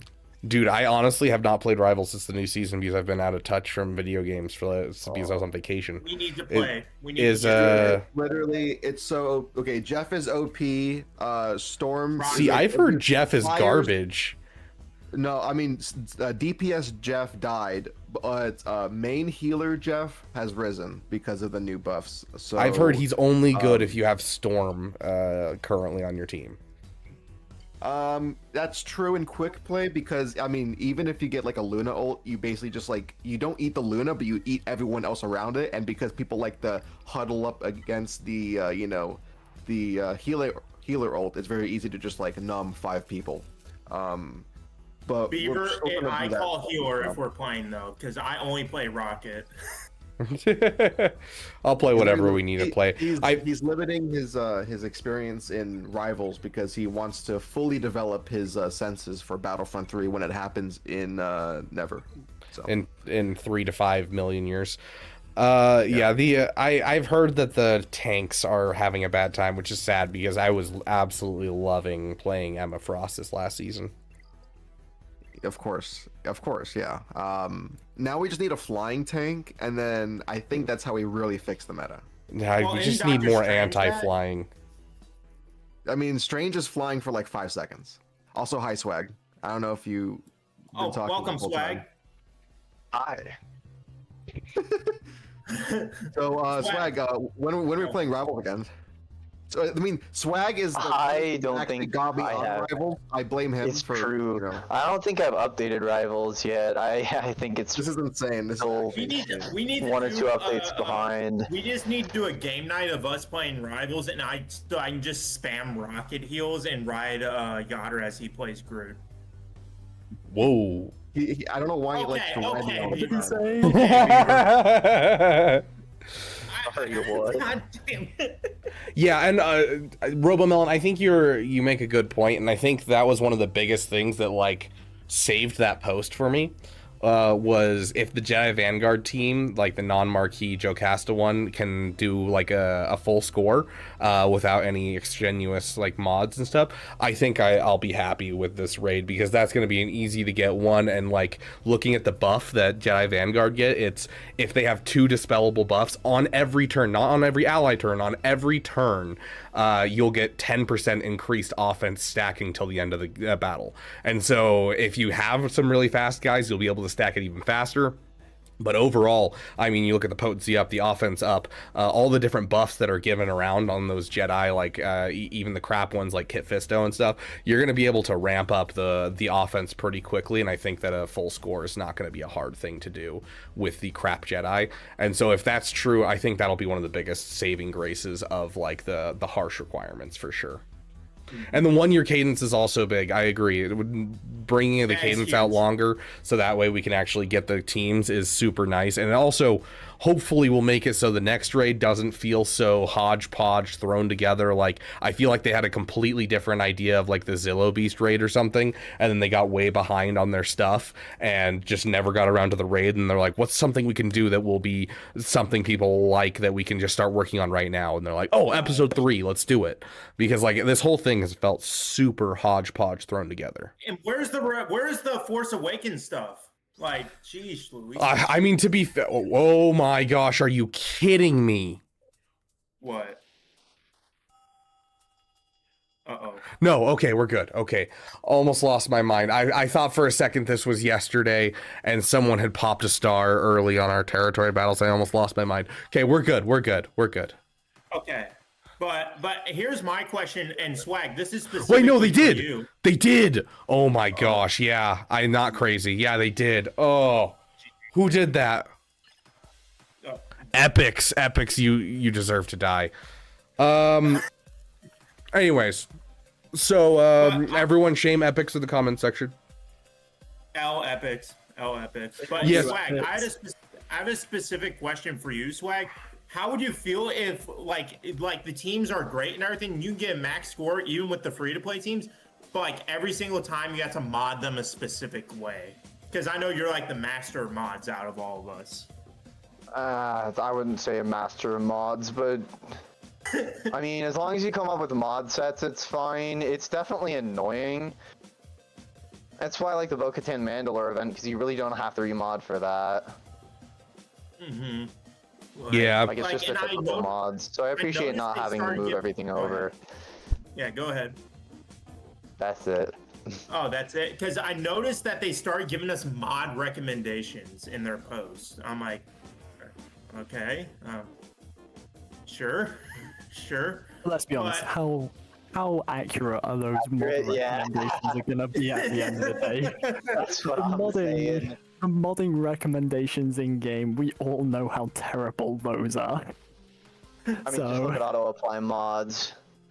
I mean, hey, I jump for joy whenever I see my opponent in Grand Arena using auto-applied mods. I do a little happy if you dance. use auto modding in 2025, I'm sorry. Even I take the time to at least put a decent set on. I may have trash speed, but at least I have decent, like, what makes sense. But my question to you guys, with all the raid information out there, requirements, all of that, if you're gonna say, if you fall into a category, are you hyped, optimistic, or are you worried? Worried? I think it'll be fine, but I am a little bit worried. I would say oh, go on, Beaver. I'm not interested in like this being an over, like, we've seen the worst of the worst when it comes to raid. We have seen the absolute awfulness that is the Endor raid. We have seen the absolute monotony that is the Naboo raid. I don't think it can get worse, and from the way it reads, it looks like it's going to be much better. I mean, this whole era has felt super rushed together, and so I'm just hoping for something that's going to be like not torture to play through. That's all I care about, is just not torture to play through for a raid, and I think that's a pretty low mark that CG can hit with this. And judging off of this post, they lowered their boxes. They look like they're giving some good perks to the Jedi Vanguard. I think there's a strong possibility. I'm cautiously optimistic for this raid. Okay. That's fair. How about you, Astra? Go ahead. Yeah, I know we've been drowning you out. I'm sorry. Beaver hit me. Beaver hit Okay. it on the. It's in my opinion. Oh, a hold bit on, Astra. So really quick. No, I'm kidding. I'm just screwing with you. I'm gonna talk over you again. Go for it, dude. But no, I would definitely say you hit it on the head there. I want to be optimistic, but I'm definitely gonna be cautiously optimistic about this raid. They've definitely taken on at least some community opinions on this raid on how to improve it, but it's how it actually plays out. I feel we've got to just wait and see before we say this raid's bad or this raid's good. I think the one issue I'm having over the raid is the fact of how expensive it is. Just taking away the new marquee side of things, how expensive this raid is compared to previous raids. Because this raid has Jedi Master Mace, it has 3 conquest units, and it has a GL all required as characters to use, and I don't know if that's going to be a good or bad sign for the future of the game. But I guess we'll have to see where it goes from there. Yeah, and Yeah, it feels like there's only one play team. Go ahead. You're good, Swag. Go ahead.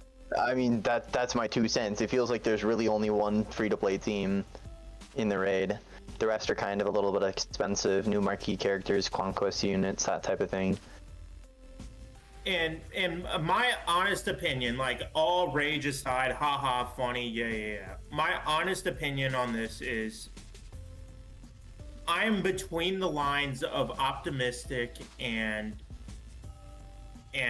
worried, because if this is the new model that they're going to be following, I am quite concerned, because it seems like if you want to engage with certain content, they are controlling what you farm, what you are doing with your roster. If you want to like engage with that like Mark III currency, if you want to engage with the new raid, and like if they had teams where it was just like, oh, you have the best, like if you have the best brand new team and you're gonna get the highest score, that's great. But let us use some of those fun characters. Like 501st would have been so cool in the raid, or like Inquisitors would have made sense. It's an old team, yeah, people have them up. Throw us a bone there. And then my biggest concern is sort of just to give Beaver credit as well, and I know Swag has said this too, so credit to him too, is it just feels as if their passion and it's just thrown in. Like, I don't see passion in it. Like, for instance, you know how cool it would have been and how excited people would have been to work towards a Commander Fox raid unit? That would have been amazing. That would have been awesome. We love clones. They're awesome. They're so much fun. He could have had an Empire or just and then a clone tag where plug and play. That would have been so cool. It just feels, in Beaver's direct words from this call, it feels rushed. It feels as if the passion is not the same that I would say, not even from 2017, from 2020 even. I don't see that same passion. I don't see the same love coming from the devs, because we love this game. We stream it, we play it, we engage, we love our communities, we have a great time and stuff, and yeah, the rage, haha, but like, just give us some, show us you care. Between the bug releases, between all the issues, the ships flying drunk, for Pete's sake, like, I want to see that they care, because in my eyes, this raid is a cash grab. And if you're not going to spend money, that's fine. You'll get the Bad Batch. I'll even give Beaver sort of right. You're going to still have 2 Jedi Vanguard teams at Relic 5. You can get the new Bad Batch probably by like August, all at Relic 5. But I just want to see some effort. I want to see them be like, hey, haha, here's a little thing. We love stars like you guys do. Not just another cash grab. And that's my honest thoughts on this raid. I think there might be a division in CG right now, and this is just kind of a thought. So this game was making $7 million a month, and then they dropped Lightspeed bundles, and it stayed about average at over 10 million now. So they increased their profits by about 25%. That's a significant increase in profits. I think there might be, because you see the characters, like the Temple Guard has references to Grand Inquisitor, who is a former Temple Guard. They're using Depa Balaba, who is not a well-known character. They're throwing Bane in the game. There's a lot of like love made in creating these characters, but then there's a lot of just greediness. And so I'm almost wondering if they're getting pressured either from EA or just the executives, and not so much the software, the people that are actually working on the game. I don't think it's them. I think they're getting pressured from above, just because all of a sudden they're making more money than they were beforehand by 25%. And so I could definitely see them being pressured by a significant margin to get stuff out and to add in new content and things, and like not giving them any more budget, because like, we've seen they're switching to this era system. They still only have like 7 developers, and they didn't go up in number at all. There's no hiring positions over at CG right now. Usually there's like at least 1 position hiring. They're not hiring at all right now, and they're behind, and you can tell. And so I almost wonder if we're just seeing a huge push from like the either EA or just the heads of Capital Games, just because of the increase in revenue over the last year and a half. So Swag, do you want to take it from there, or? I mean, honestly, I think Beaver nailed it on the head. I think that there is still passion from the devs and the creators, but there's just, expectation of higher revenue, expectation of higher profit. So if they don't meet these margins, these new margins that are now expected, then, they're getting pushed one way and the other. And something that I do want to make clear, and I'm gonna touch on that point that you just made, Beaver and Swag, is Meathead has nothing to do with this. I can tell Meathead loves the community. He was asking for help in the Swigo Events Discord about, which one should I do? Like, what's the best data disk set and stuff like that. So Meathead's been doing a great job as community manager. And Beaver, the conversation that him and I had and stuff like that. So. And yeah, I'm not making that public, but the point is, there are people that love the game. I'm not saying, they just don't care about us. There are people that care about us. And in the aspect of the pressure, I think you guys are hitting, again, not to repeat Swag and piggyback off him, I think Beaver hit it right on the head. I think with these new profits and everything, I think there are new margins to hit. And I think, and looking at it from a realist perspective and truly thinking about it as you spoke, I think there is a divide between how can we make all this money XYZ and do what the higher ups are telling us to do, while at the same time delivering content that we want. Because something that I was seeing trending in the Swigo events when Pirates were announced in SM33, people were saying Disney Plus era, Disney Plus era. And it feels as if they have certain characters or themes that they have to push out according to whether it's Disney, EA, stuff like that. And go ahead. Do you remember when Acolyte was coming out? Mm-hmm. Acolyte was coming out, and they had like a game-wide ad for Acolyte where they introduced the different characters from Acolyte that was definitely pushed by Disney. And so we might be seeing Disney pushing a little bit more of their hands into the game, because they've been pretty hands-off for a long time from this game. And so we could be seeing them push more because they're more worried about what's been happening in the Star Wars community, where they're not getting as many views because, you know, they've had multiple projects flop. And so we could be seeing them being forced to do this pirate era out of nowhere, and that kind of threw a wrench in everything. Like, they had a plan, this was going to be the thing, and then all of a sudden Disney comes in and is like, hey, you got to make Skeleton Crew stuff, you got to make pirate stuff. And they're like, I guess we'll add it into the Order 66 raid we're working on right now.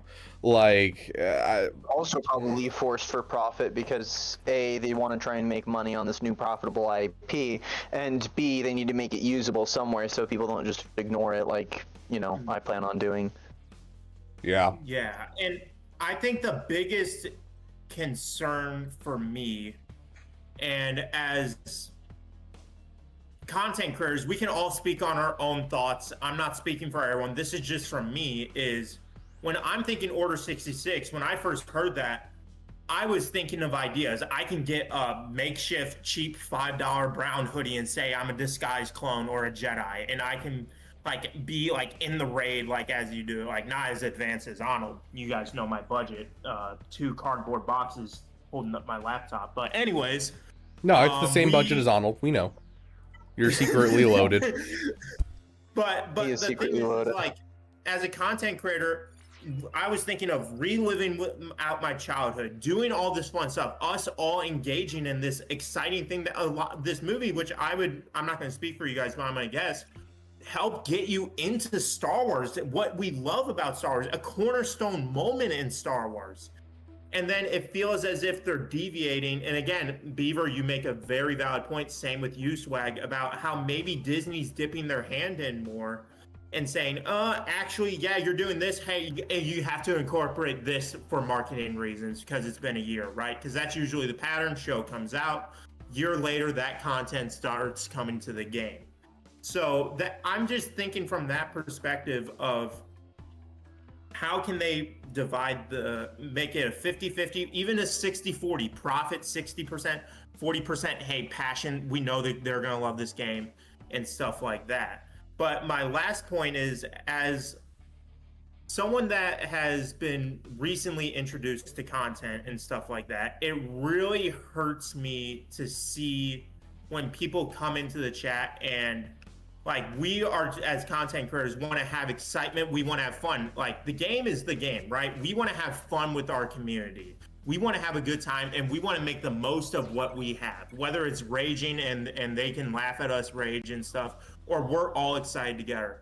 It just seems as if the community has been going down recently between when they stopped doing puzzles because people are getting, again, unjustified hate to Meathead because, oh, we already knew this unit was coming, to them canceling events like the Bad Batch, which really rubbed the community the wrong way. I'm just trying to think of a way where we can lift each other up. Like, okay, the pirate era, it pisses me off. GL pirate in Order 66 raid, that's upsetting. But I think the most important thing that I want to emphasize on is we can still have fun with this game. We aren't here because CG. No, we're here because we are a community. We have a good time. We love spending time with each other, and we can make the most of this era, right? Mm-hmm. Yeah, I think that, you know, that's always been the case with this game. Like, a lot of people focus a lot on the new stuff. and are like, oh, you know, they added in this new thing, and it's like, don't worry about that. That's not important. Go for what you enjoy. There's nothing wrong with a little PP. Passion projects are so important in any game that you're playing. You know, when I play Minecraft, I'm not trying to get to the end as fast as possible. I want to go get full iron armor first thing. I want to go, you know, I want to go make a bow because I always like playing ranged combat in any game that I play. I have these little side projects that I want to do. It's about having fun along the way and doing things that you enjoy, and you can do that in this game, unlike a lot of other games. There's not another game out there where I can collect Mara Jade as a character, who has been a character that I've loved ever since I was a kid. You know, there's not another game where I can sit there and play as Thrawn. It just doesn't exist. You know, we can get some stuff from like modding. That's great. I love that. I'm so excited for Kyber 2.0 for Battlefront, but like, this is like the game that allows me to do that type of stuff, and I love it. And so I can go for the things that I really enjoy. I can go and get the characters, and like the characters you love, maybe they're not in a good spot right now, but they will be eventually. Phoenix was garbage, and I love Rebels, and then they added Captain Rex, and now Phoenix is great.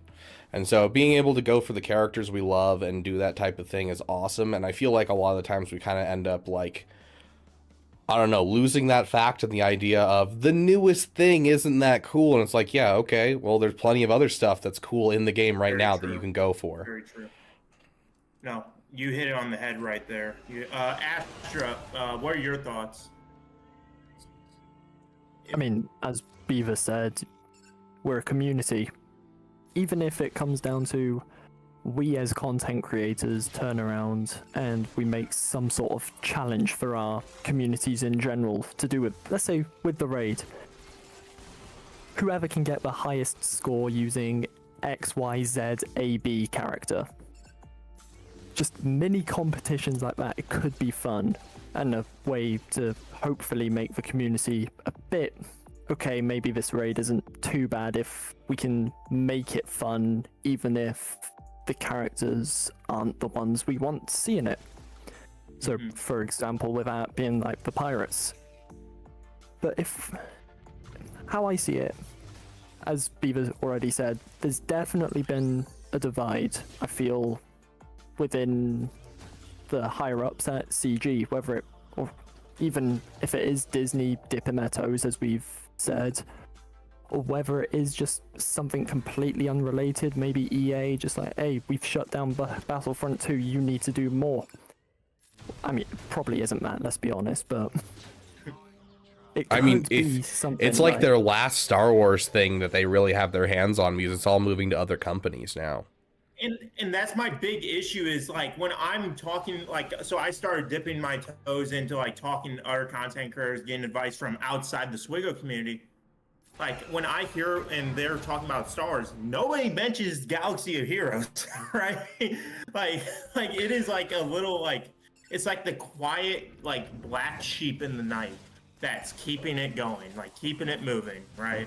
It's almost like its own little pocket community. Like, yeah, everyone knows everyone. I did love though when the XCOM like was announced. What is it called? Zero Company. Company? Or... Yeah, in like the initial announcement posts, one of them that I was reading, I was like, you know, just going through one of them just to kind of find out what's going on.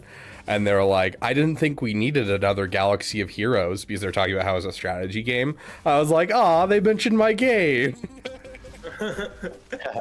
Because like it's your just son on a stage. It's like, that's my son. Oh my That's gosh. my son. Oh boy. Mara, I'm gonna finally stab you. happened.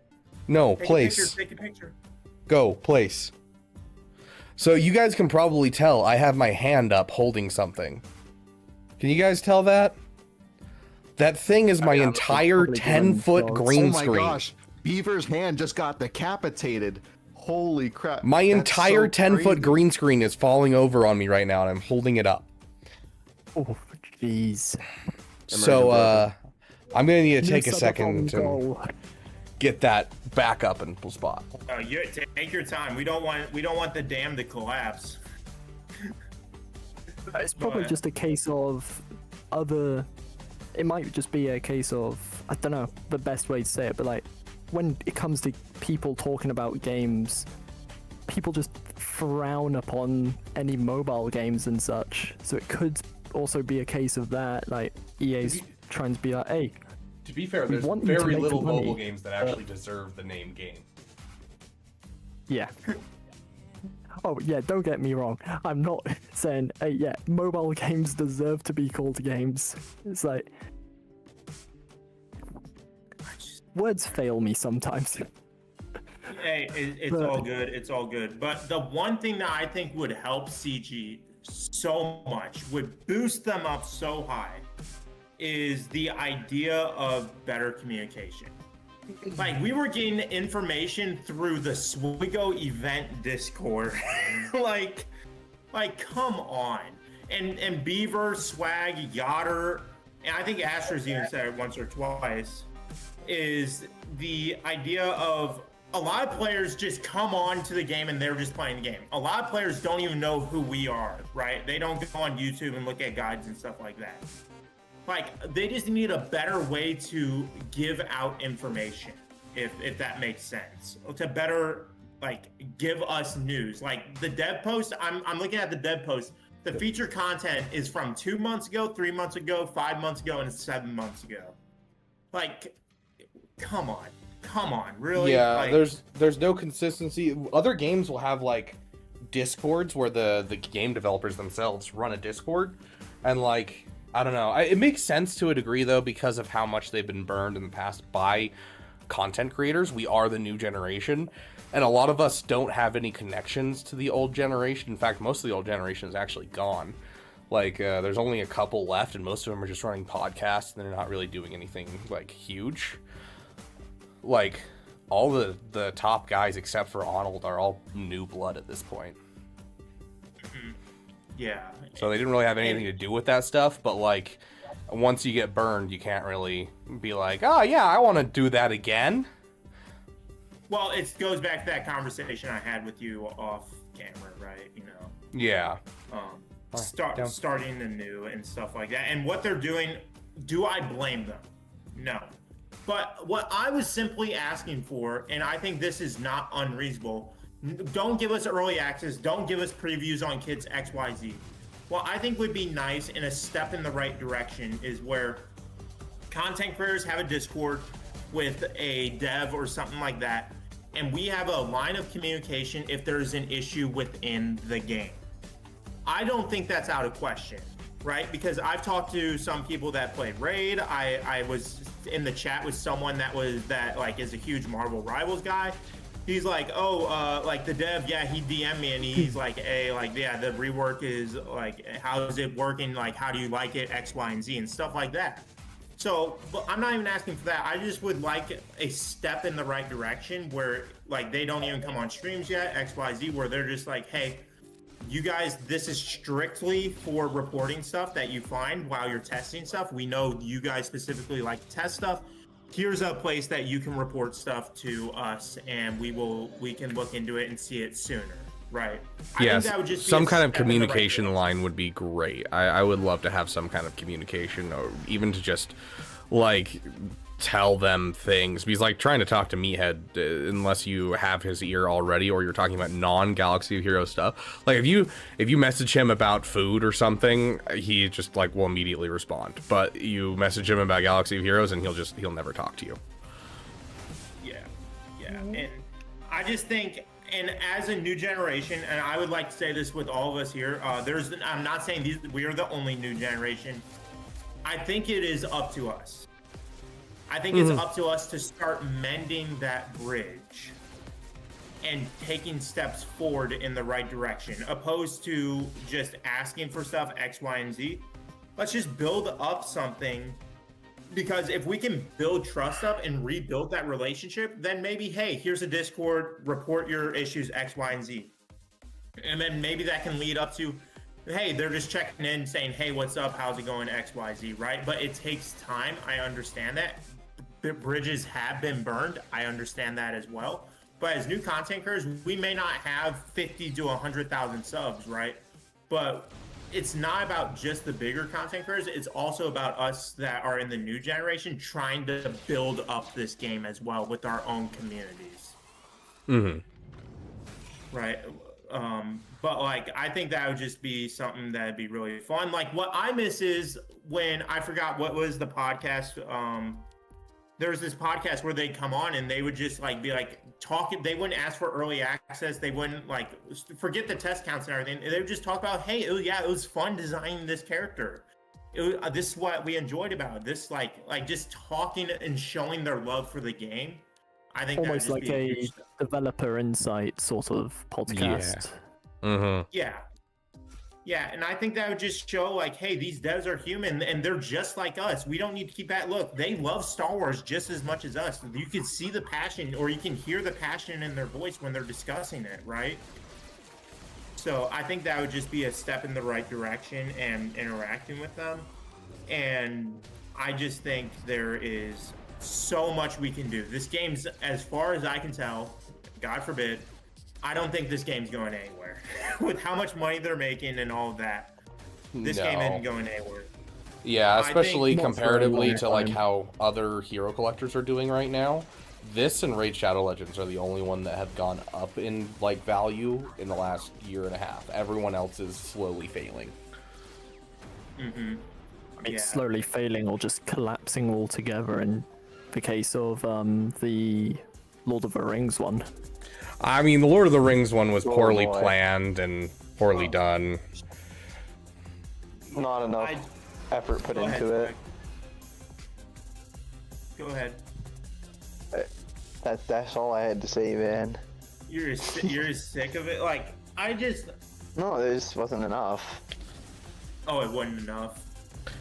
Yeah, there's just like no content, and what content they were putting out was like on the level of like when Galaxy of Heroes was first coming out versus like, you know, you go and play Honkai Star Rail and instantly everything's insane.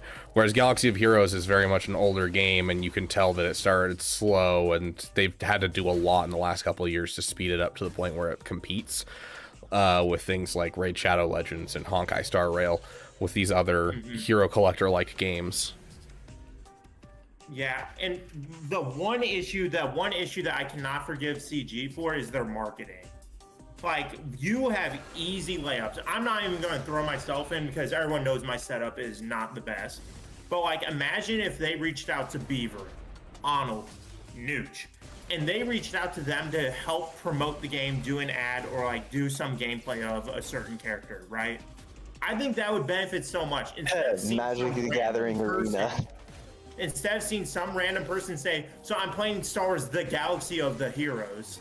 I'm like, what the?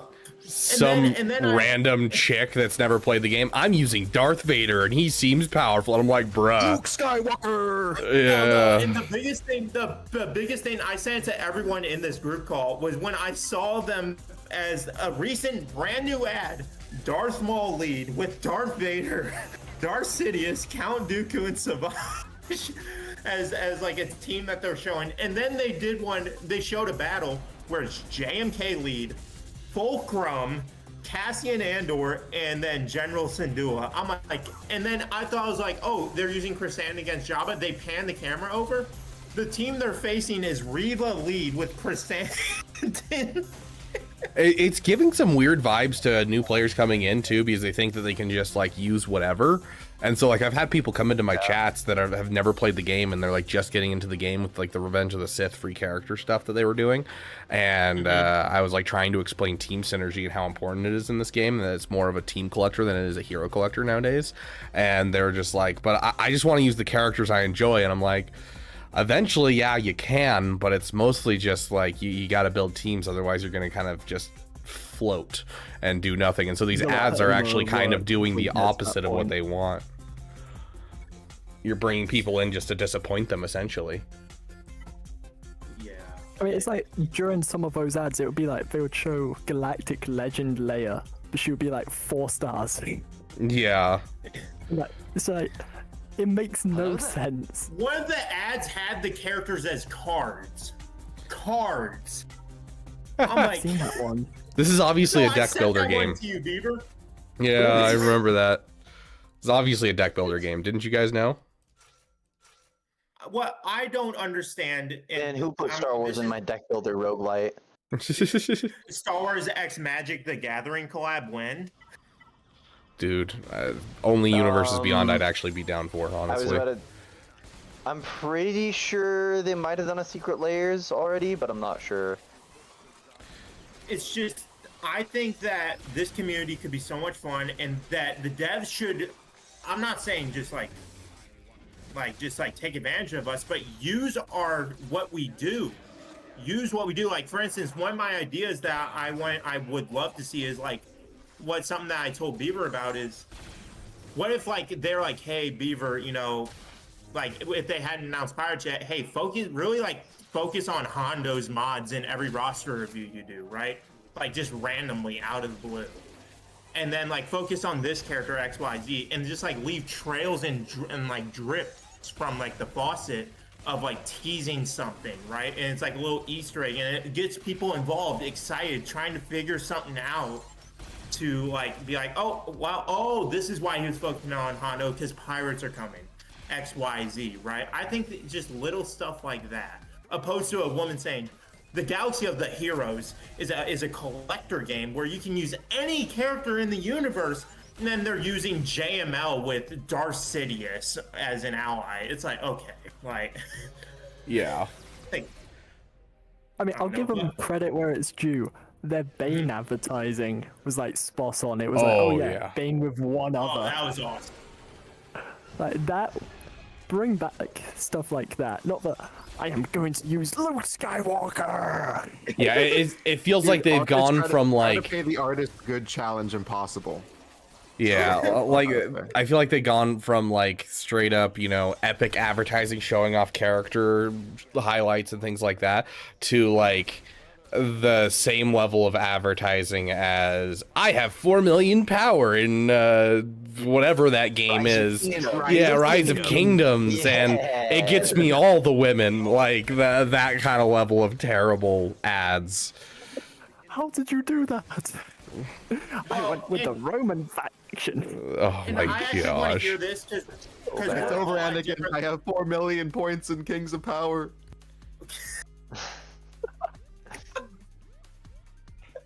It's over, Anakin. I have 10 million GP. Oh, I need someone with AI to do that with Obi-Wan and Anakin. Oh my gosh. Oh please, actually, I kind of want to see that now. Oh, like I'm not a Yeah, big you know what to proponent of do. AI, but I need to see Obi-Wan go, it's over, Anakin. I have over 4 million power in Rise of Kingdoms. Oh gosh.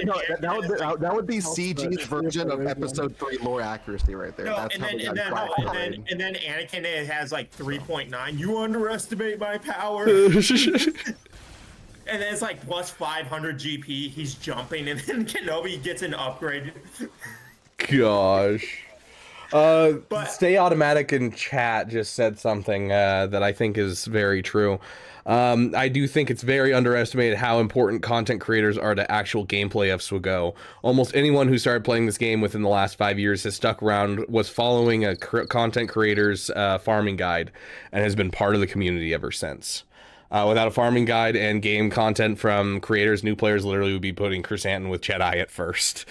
You have a point there. I like, you see it with Arnold, even like how many people watch him. There's not actually that many people that watch him that play this game still.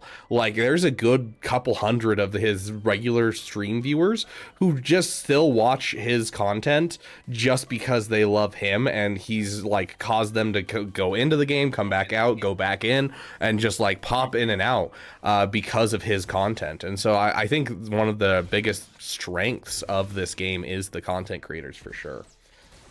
Yeah.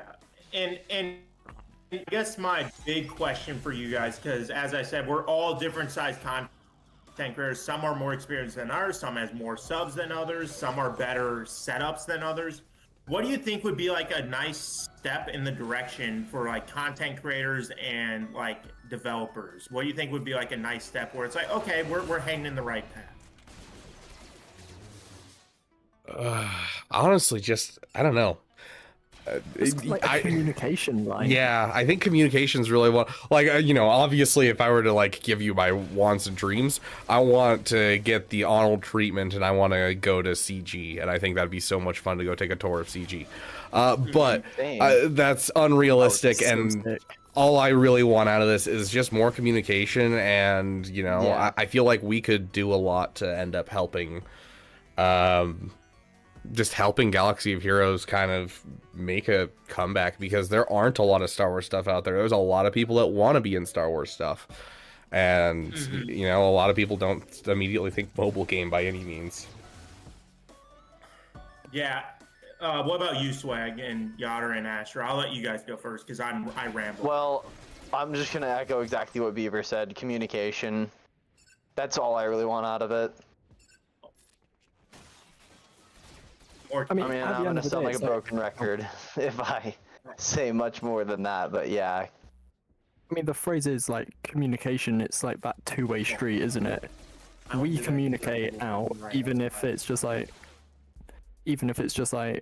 Meathead watches Arnold, for example. I don't know if he does. I'm not saying he watches any of us, but that would be one way. But then getting something back, even if it is just like a Discord of once you hit this much on your channel or Twitch or whatever, you're invited to this Discord, and it's like, yeah, this is the content creators, and this is the, at least like Meathead and maybe some other devs, and you've got that line of communication. It's as Swag and Beaver said, we just need something like that in place, I feel, and it will help the game a lot more. See, there's a game that does it really well, at least, with the including content creators, is Magic the Gathering Arena. They know how important content creators are for that game, and they give content creators access to a dev build of the game where they can test out new sets before they actually release. Yeah, I was offered the same kind of thing. That's literally free advertisement. Yeah, I was offered the same kind of thing on Raid Shadow Legends when I was working with them. They were just like, yeah, hey, we can give you a maxed out account on a test server, and you'll be able to test out new characters as they come out, and we can give you whatever characters you want. You can just make a wish list, and we'll give you whatever you want to test things out alongside your main account where you're actually like playing through the game. Yeah. I mean, and like just go ahead. Go ahead. Oh, I mean, another example of it. That's like a more recent example that I can think of is Frontier with Jurassic World Evolution 3. They've had content creators go out to their like headquarters, and they were able to play the game months in advance. And then Frontier was like, yeah, no, we're able to build hype now through these content creators, as they can, and you guys can say this much, for example. Because like we only got the Go ahead. No, go ahead. Like finish your thought. We only got the trailers, for example, officially announcing the game recently. But I mean, I know one creator. She went out, she played the game, was able to get a few bits of information that we weren't told, and the game developers were like, "Yeah, no, tell them, build up that hype."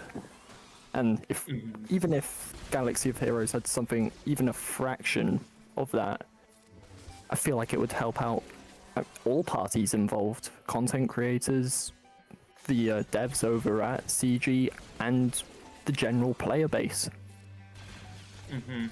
Yeah, and so like in my dream scenario, I think a nice little layup would, and I know it's, as Beaver would say, it's the Arnold treatment, is if CG, if you don't even include me, right? Like, let's say Swag, Beaver, Yotter, and some other new content creators, Astra, you two. Let's say they invite you guys all out, and you guys get like a little behind the scenes of what they do, and get an understanding of how the game operates, how they create characters, how they do this, how they make events and stuff like that, like how the thought process of the game and stuff. I think if they just do that, I think that'd be really interesting. It would be fun. It would be engaging with the content creators. And I think this is the most important point. It shows that they are investing in the future. I think that's something that's very crucial and pinnacle. Just like Beaver said, there's the game would not be the same without content creators. It wouldn't be the same. We have a community, like we have our own communities, but at the end of the day, we are all one big community. And I think a huge step from CG is just showing that you want to invest in the future. Now, as I mentioned earlier, not to be a dead horse, bridges have been burned, yes. But if you want to take a step forward, grow this game, get it back to that hype and excitement that you had in 2017, 2018, somewhat 2019 before GLs came out, I think they need to show an investment into the future content creators, the people that are sticking around, the people that are building something up, right? To show, hey, we've had issues in the past, but let's give this a go. Let's try this, right? To show that transparency, to connect with not just the people that play the game, but the people that give them basically free advertising. I think that would just be a huge step in the right direction from a CG perspective of being, hey, you guys may not be the most popular, may not do this, may not have like 500,000 subscribers, right? But let's work together to make this a better game. Does that make sense to everyone? Yeah. Yeah, I think the perfect olive branch that they can do, the one singular act that I think a lot of you would agree would be like probably the best step forward would be test accounts. Having a test accounts for someone who has a criteria of like this many subs or has contacted CG, has a good relationship with them personally, and entrusting them with a test account, I think would go a huge way, especially for the way that the meta is now, where it's pretty much just, you know, you get the Barbarossa footage one week before the actual character drops, and then you see the character doesn't do anything unless you get the legendary that's going to be released in like 2 months, and so on and so forth. That's basically the cycle, and people are tired of, you know, spending money on a character that they can't do anything with, and they don't know what it's capable of. So I think test accounts would be the best move possible. Yeah, and Matt was making a point not too long ago about you know, he swears that there's a way that, you know, Tarkin can do something with the clones to beat some GLs, or Tarkin with a wonky team could beat some GLs. But, like, how many of us are actually willing to give up our clones from our Lord Vaders? And so we're not really going to see that testing almost at all, because we're trying to get crystals and just survive in the game. Whereas if we had access to be able to test these things, I'd be sitting there and I'd just be trying out wonky comps all day and trying to figure out that stuff. Like a sandbox mode. Yeah. No, like as I've said, like you guys know, in the past I've done crazy streams. If we had a sandbox mode, I would do a 36-hour stream of straight just testing stuff, just throwing the most random comps, doing like the most obnoxious teams and all that. Or yeah, you have to do a 38-hour stream where you just play nothing but the teams that they play in to-go ads and nothing else. I think you have to really enabled. I want every Zeta Relic 9. I want Datacrons. Yeah, you know what? Make it a step further with Datacrons added and a test account. You could make your own Datacrons and make exactly whatever like stat you want. So imagine being able to just max out that team. Imagine I could test Darth Maul lead with Darth Vader, City, and Savage. And yes, that is a team that can beat some teams. I can tell you that. I want that. You know what? I would like to see that team up against the Relic 9 Chrysanthemum and Reva. I really think that'll do a lot.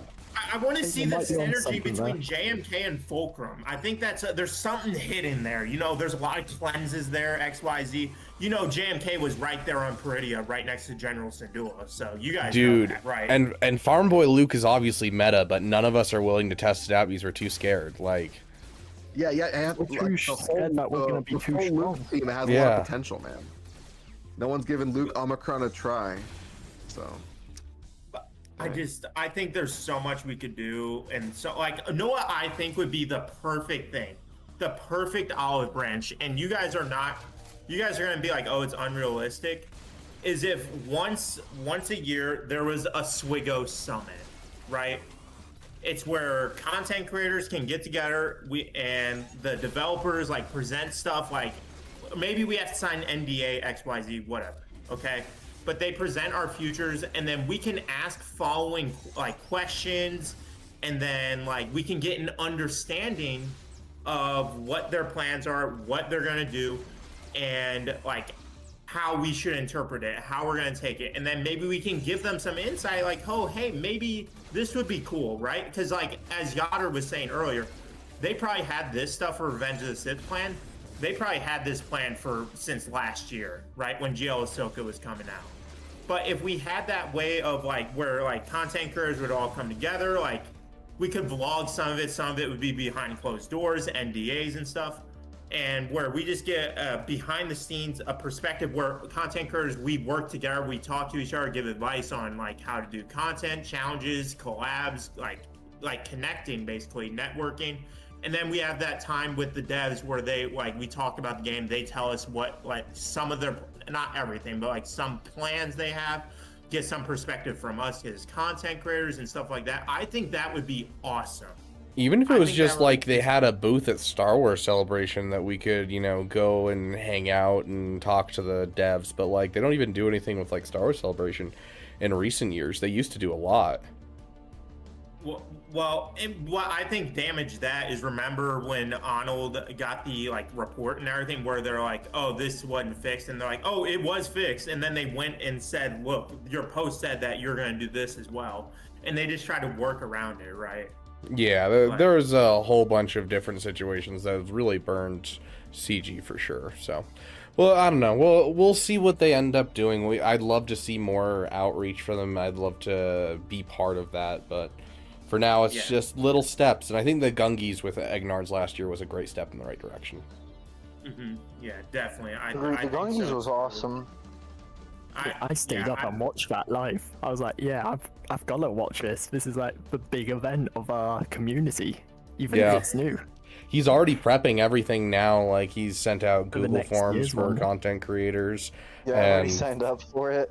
Yeah. I signed up for it as well. We didn't get invited, GG. I mean, are you in his server? What? He has a server? Yeah, something about a Gunga. It's actually really big. Yeah. Slice, there you go. It's because Egnards has a large following on Reddit. Yeah, he's huge on Reddit. He's not very big on YouTube, but he's huge on Reddit. He's like, that's what he does. He doesn't really like watching videos himself, and so he just hangs out on Reddit and like responds to people. Oh, okay. That makes sense. I still remember Beaver having his family kidnapped. Yeah, that happened at the Gungis. That was fun. You got your what? Huh? I know I didn't hear that sentence right. I know I didn't. He asked me to do a like announcing one of the winners for one of the things, and I was like, can I do this however I want? And he's like, yeah, however you want. And so I pretended it was like a hostage situation, that he was holding my family hostage, and announced it. And like I was on the verge of tears and stuff. It was great. It was so much fun to make. It was peak fiction. Yeah, I was there the night you were recording it. I wasn't there when you were recording it, but I was there right before. Oh, bro, hold up. Lady Geek, are you serious? I'm gonna message him right now. What? Is everything okay? Are you serious? According to Lady Geek, apparently he's taking a step away from Reddit. Oh no, yeah. I remember seeing something about that on his server, going from Reddit to Substacks, I think it's called. Yeah, Substack. I've never heard of that before. Maybe I'm out of touch, but yeah, I've never heard of it before. I mean, said it, so there's a lot of like side stuff that has started becoming a thing. Like, there's 3 alternatives to TikTok at this point, and you know, that's true. They're always trying to find a less toxic form, or this without this, and then it always just becomes the same thing. Yeah. It's because the people are gonna follow, right? I was about to say it's because the same people just go. it's Anywho, I mean, I gotta wrap this up. I gotta go. So Yeah, I gotta make a video. I still have to get my Mando guide out. So Beaver. We still gotta do that one thing. yes, that one thing that you will message That me one about thing, and that's remind so me what that descriptive. one thing is. Yes. I'll DM you about it right now. Are we talking about the group thing? Because that's the only thing I can think of. That yeah. Oh yes, Swag mentioned that too. The group thing. Oh Yeah. yeah. We do need to do that. We definitely Yes. need to do that after this news. Yes. So we will be definitely we'll get that announced and out and everything. Yeah. Okay, but I think this wraps up. Are we calling this a summit? I guess. I guess, yeah. CG summit Meeting has begun, adjourned. guys. Hell yeah. Let's go. We did it, Joe. We Same- made use of the Discord. Same bat time, same bat channel next year, you know. June 11th, we'll just out of nowhere have another summit for some reason. Nothing's going to be happening that time the next year, though. When the hut tag is announced and we have a full team of huts. Yes. Zero the Hut GL coming. The new And type guess of what? unit that The extra Hut Jabba's large. baby Are mama the new confirmed? faction allowed in the Order 66 raid? We did it.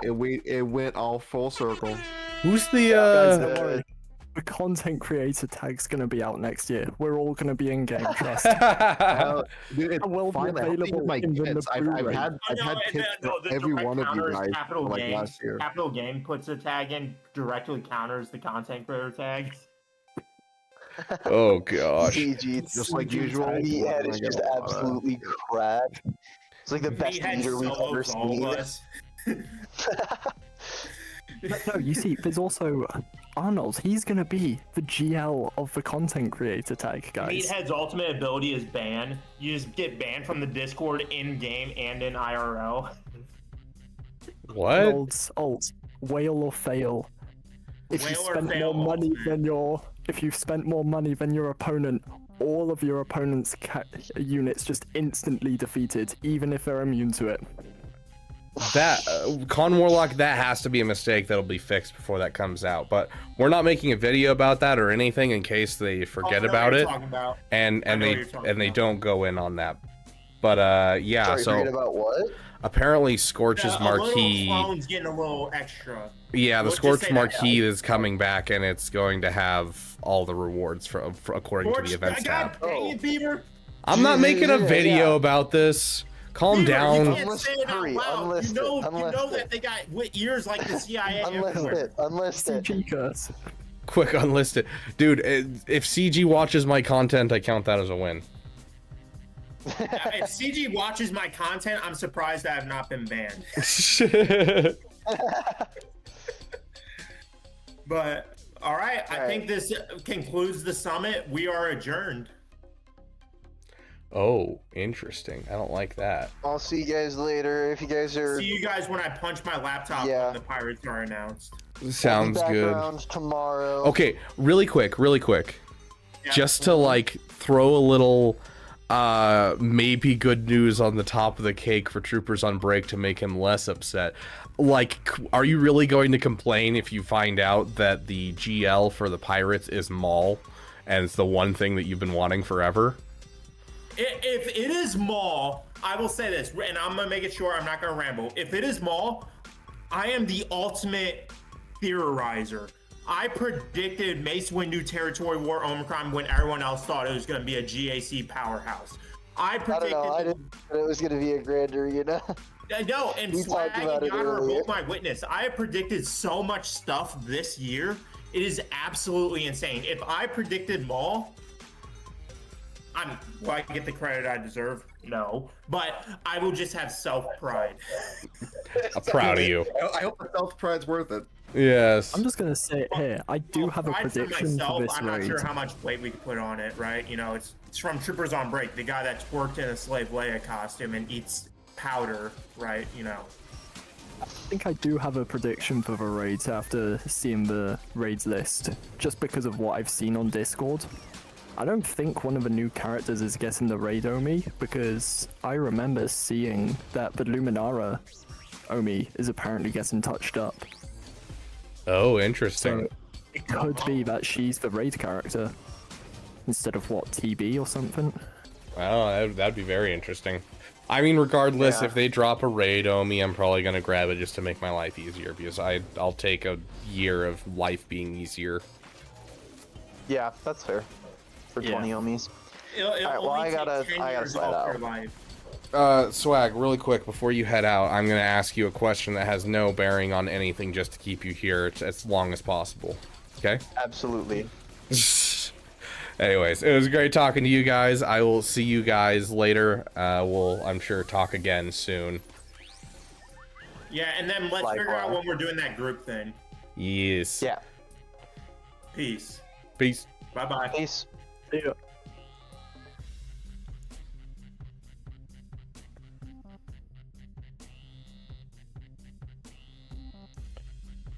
Yeah, he just sent me a DM about it.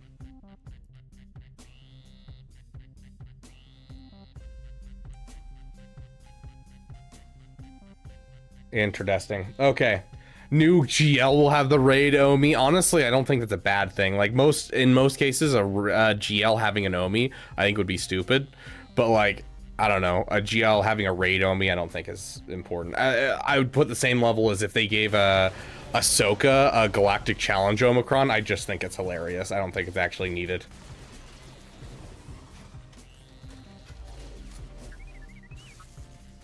Yeah. Okay, well, there you guys go. It looks like some interesting stuff is developing for sure for this raid. I mean, this is about the last of the gameplay that I have in Galaxy of Heroes for today. The only thing I have left is to do my my Mandalorian ready guide, so I'm gonna go record that, and that's basically it. So we were going to do some roster reviews later tonight. We'll see. This stream was kind of out of nowhere, and I don't know if I'll have time for everything I want to do, but if I end up having time, we'll still do a roster review stream later tonight for you guys. How's my conquest going? I'm essentially done with it, Alex RG. I literally just have to do like 3 battles, and I just wanted high stamina, so I'm just been waiting for the stamina to be done, and then I'm done with everything, because all I need is a gold crate to be able to get a SME day 1, and I got gold crate on the first day, and so I'm done.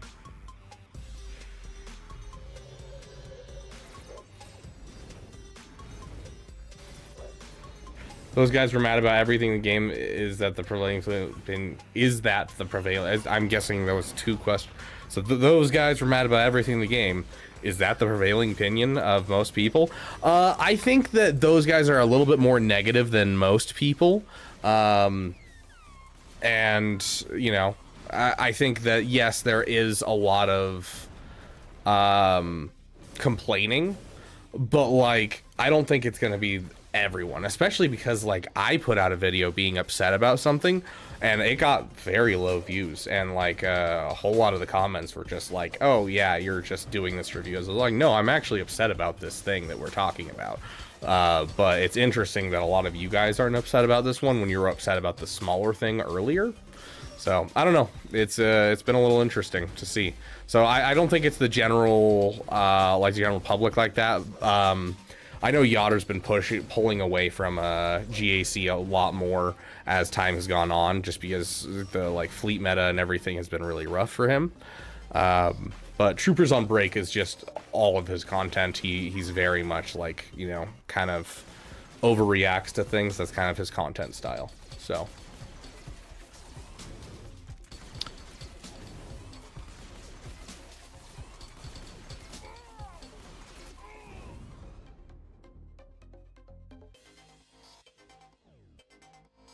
Yeah, like you're always going to hear more negativity than you're going to hear positivity about any given topic, because, you know, if things are going good, like, unless things are amazing, you don't go out of your way to tell people when things are good. You're just happy. But when things are bad, you go out of your way to tell people things are bad. So you're always going to hear more negativity than you're going to hear positivity. So.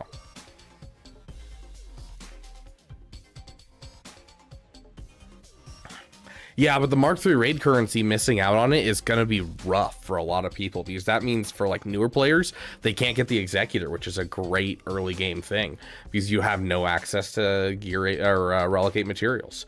And so I think it's still going to be vitally important for people even as low as you, Flick Switch. So I'm hoping that we can do like some Gear 8, Gear 10 Jedi Vanguard stuff to get like a full score of at least tier 0, so we can get some early guilds in there without having to like push a ton of gear and a ton of relic levels into characters that they don't need.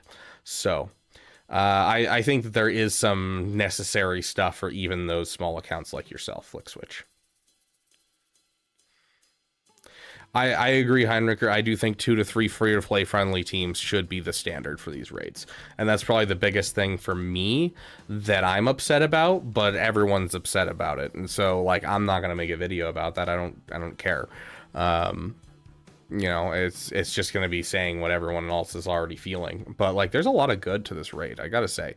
I am actually pleasantly surprised that they're, you know, they're trying to focus on lowering the difficulty, lowering the overall like barrier to entry for higher crates, and make it more like successive. I think they're looking at doing a lot of really good stuff. So I'm excited. We'll see what happens.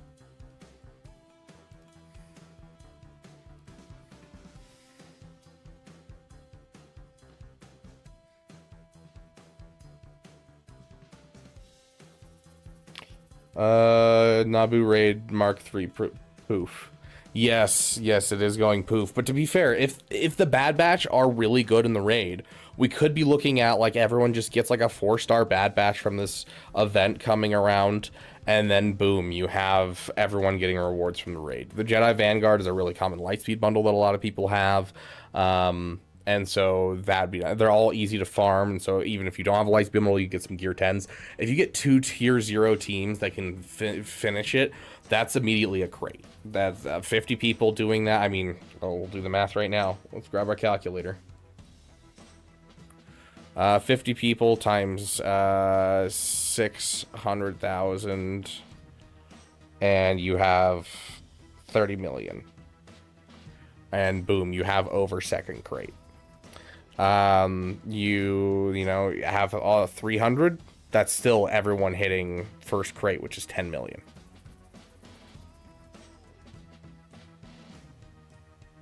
All of you only need to hit 200,000.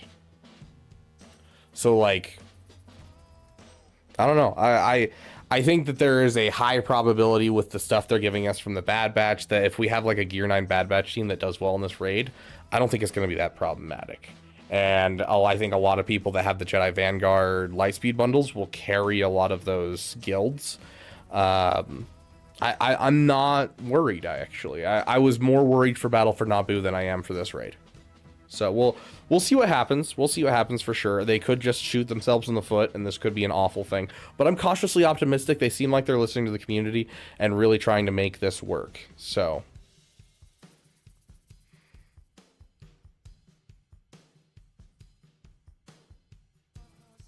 yeah, I'm sure that like Gear 8 clones with like a Relic Tarkin is going to get you a full score as well. Who's in the Jedi Vanguard bundle? Jedi Vanguard bundle is garbage. That was Mace Windu. Let's see, it was Mace Windu. He was the only one that really mattered in there. It was like Mace Windu, Ima Gunday, Luminara, and Eth Koth or something like that. But the Jedi Allies bundle is the one that we're talking about. The Jedi Vanguard bundle, but the Jedi Allies bundle, that one came with like everything you need for this. So hopefully we'll see a rerun in the next couple of weeks as well. Hopefully it's that easy to get your guild to do. I mean, Gear 8 characters. We're going to be doing some testing so that way we can show this, and so guilds can, you know, have a video to be like, look, this content creator did it. If we all do this and get Gear 8 clones, we'll be fine. And so I'm not going to take any of my Bad Batch any farther than they are currently, essentially, and I'll just leave the shards on the characters because I don't need to take them up right now. And I'll do some testing with low gear Bad Batch. I don't have low gear Jedi, unfortunately, but we'll see if we can't get some on the free to play account perhaps and do some testing there. We'll do some testing for low gear for you guys for sure. Sounds good, Lady Geek. You have a great night. I don't want it to be here. I want a month to prepare. I hope it comes at the end of July. That's what my hope is. Could you possibly see a new Bad Batch Lightspeed bundle? Not until the raid ends, no.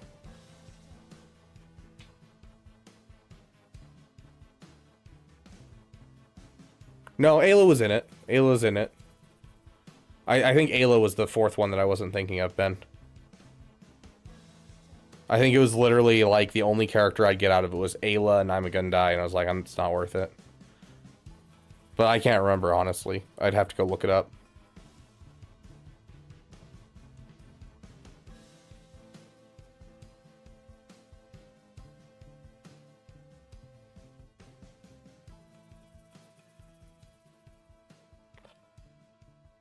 Check the member chat.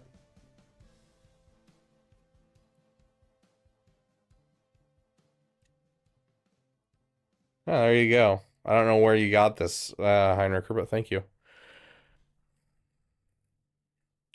Yeah, so if everyone can get one max score, you get second crate.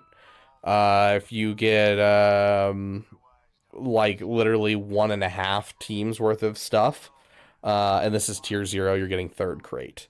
So, like, I'm not super worried like I was for the last one.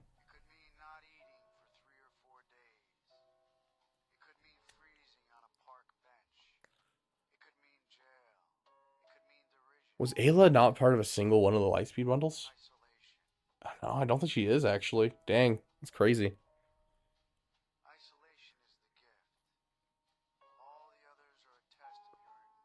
Yeah, each person needs to get 1.9, so about 2 mil. So yeah, it's not until like the 8th crate that you need to have everyone getting 2 full Relic 5 teams.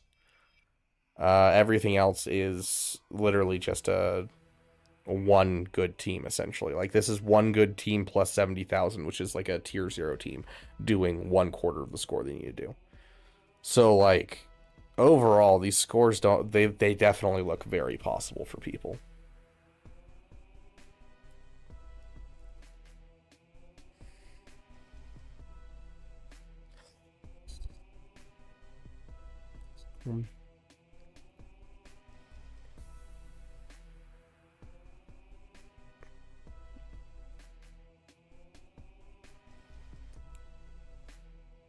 New raid does make it hurt more that my guild has missed out on crate 4 by about 1 mil twice. Oh yeah, so you guys are really close to your next crate.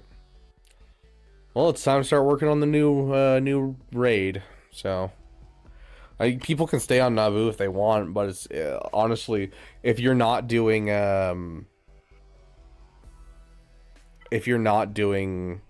the newest raid, it's probably best to drop back to like Endor, because you can get like max score on Endor essentially, or Sith Triumvirate, although I don't think those give as much rewards as Endor and Crate and Naboo post things going away. So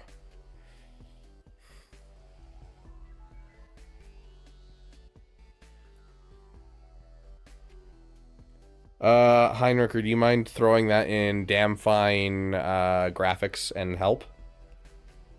And I will I'll have it pinned there, so that way we can make sure people know about it. Appreciate it, dude.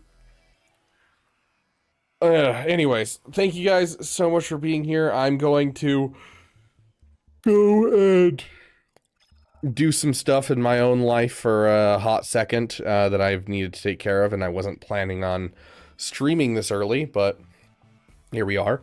And then I'm going to go make a guide for this right here for those of you who are looking to get into it soon, because you might be becoming part of the 2% soon. So we're going to be trying to get a guide out there for all kinds of different events. In fact, I've gotten permission from my guild to mess around with mods and drop this battle a couple times. And so I'm going to be messing around with mods and see if I can find a way to do this battle without like the absolute god mods people suggest. And so I want to see if I can't find a way to do this for the layman who doesn't want to get up Merrick.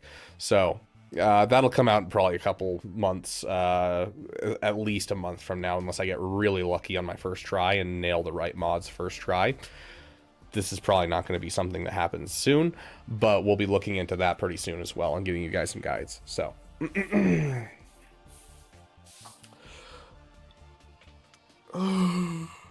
I'm stuck in a territory battle combat mission. I can't kill anything, but my last unit also cannot die.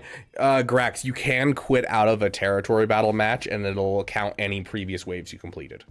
So don't feel like you gotta sit there being soft locked. You can 100% quit if you finish one of the waves, and then you get soft locked in the second wave, and you can't do anything, and they can't do anything to your guy. You can just back out, and you will get credit for the first wave. So don't just sit there bashing your head against a wall.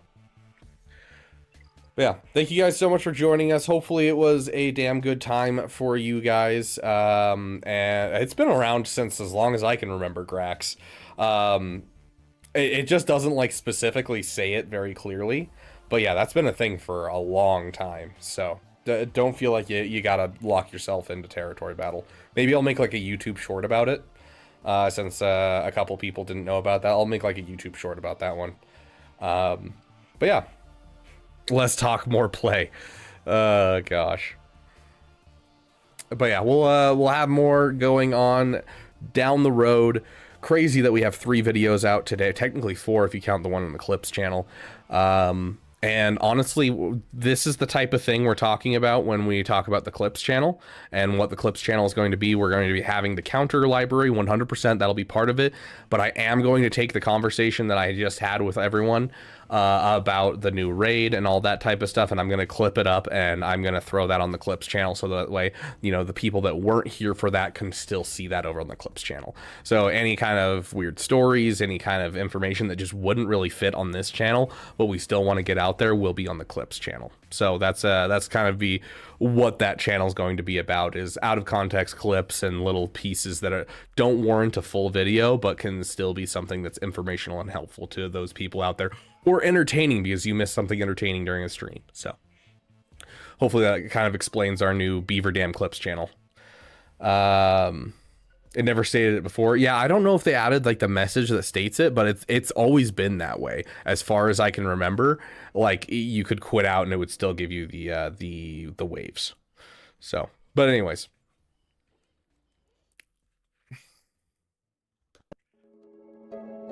Big shout out to those who contribute to the Beaver Dam. Thank you guys so much, and I appreciate it a ton.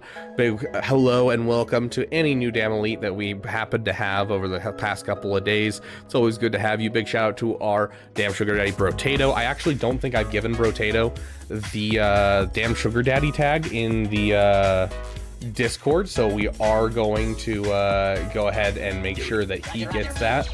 I'll do that right now just so I don't forget. Let's see.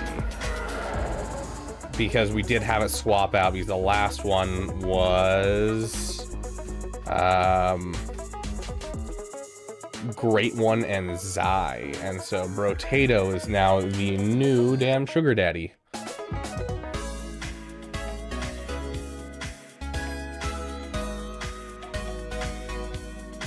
Okay, sweet. Now I'll be taking care of some damn VIP things today as well. Had people already completed this game with full relics and all characters? There's a couple people that have, Steve, but it's not common. There's only a couple people that are like at that level. Most people are close to like it, and when they're in the like top 100, but like there's very few people that are like fully leveled everything. One guy has showed up on our channel and shown off an account like that. And so like there's a couple people, but it costs a lot of money to keep it up like that. So it's not super common. But thank you guys so much for watching. It has been a damn good time being here with you. Let's see if we have someone that we can raid real quick.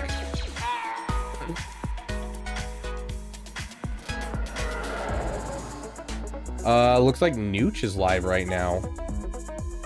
I think this is the one. Because Nooch does a vertical stream, and so it shows up twice. And so I think I grabbed the horizontal stream. So we're gonna send you guys over to Nooch. We haven't raided Nooch in a long time. There's Nooch.